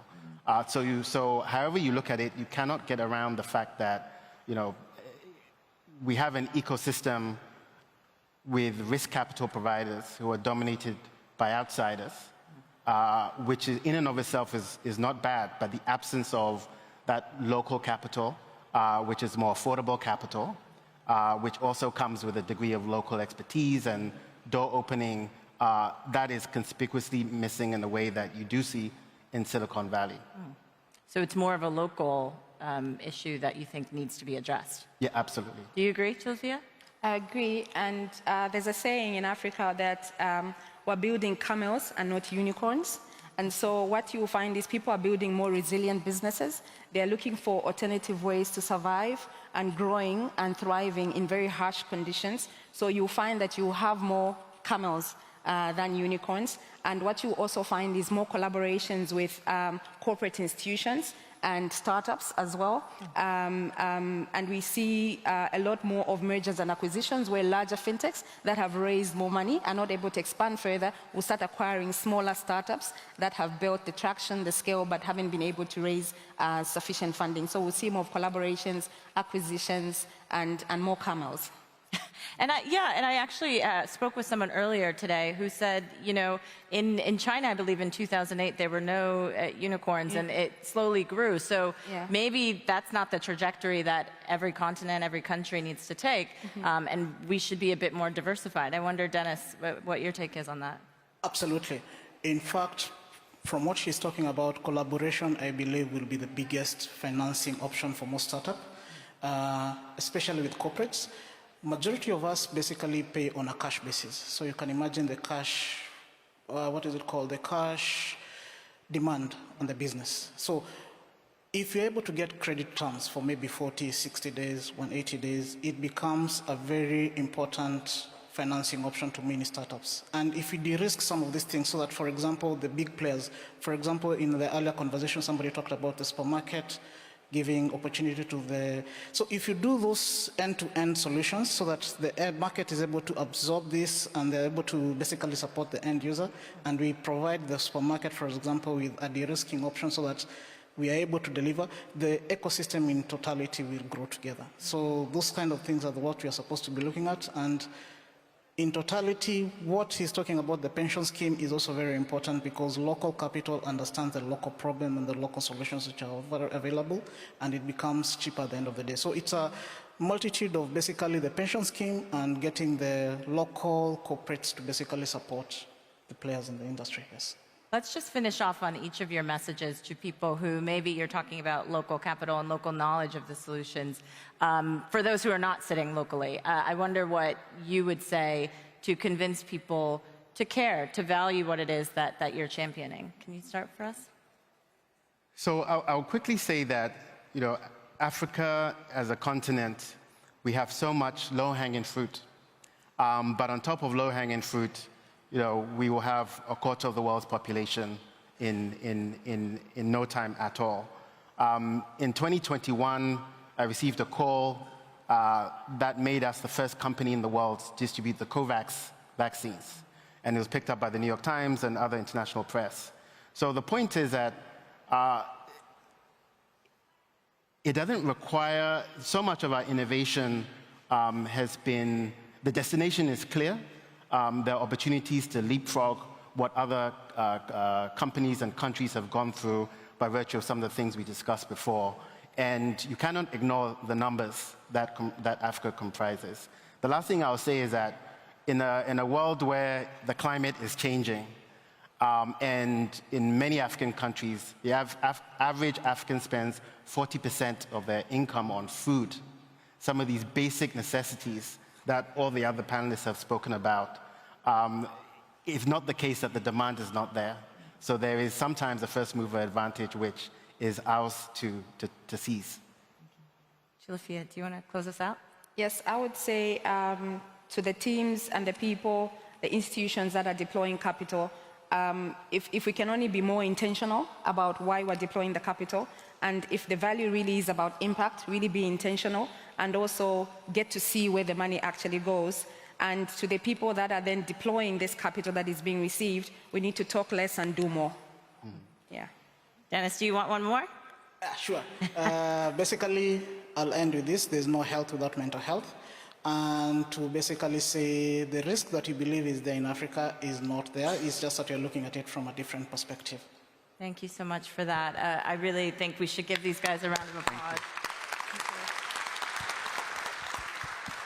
And I wanted to note before we do go, we do have the G20 in South Africa later this year. And in the lead up to the G20 and the B20, we are excited to announce, again, the inaugural Africa Business Forum that will be hosted by us on November 17th and 18th in Johannesburg. We'll convene a number of Africa's most influential voices to discuss some of these issues we've been able to speak about today and the future. So please scan the QR code. Please come if you will be around.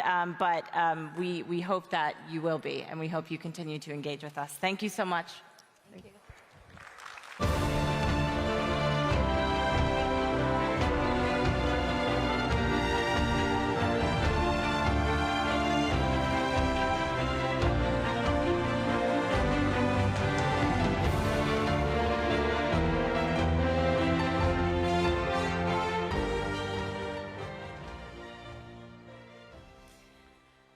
Well, everybody, As we come to the close, can you believe it, of the 2025 Qatar Economic Forum, I would like to extend our thanks to all of our speakers and my fellow moderators from Bloomberg, and to everyone here today and over the last couple of days for your thoughtful contributions to the conversation. It has been our utmost pleasure to host you here in Doha for 3 days of intensive, inclusive, and forward-looking dialogue filled with meaningful discussions and spirited debate. We would also like to express our sincere appreciation to our official partners, Qatar Ministry of Commerce and Industry, Qatar Media City, our culture sponsor, Qatar Museums, our innovation sponsor, Qatar Research, Development and Innovation Council, our premier sponsors, Qatar Investment Authority, Qatar National Bank, our knowledge sponsor, McKinsey & Company, our participating sponsors, IDA, HSBC Investment Promotion Agency, Qatar, Qatar Financial Center, Qatar Free Zones Authority, Qatar University, our airline sponsor, Qatar Airways, and our connectivity sponsor, Ooredoo, plus our tourism sponsor, Visit Qatar.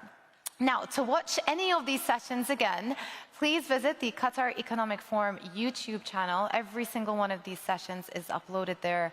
And there's not much more to say apart from thank you again for joining us. And by the way, we look forward to seeing you back in Doha next year on May 12th to 14th for the 2026 Qatar Economic Forum powered by Bloomberg. We hope to see you again. Thank you very much. Shukran.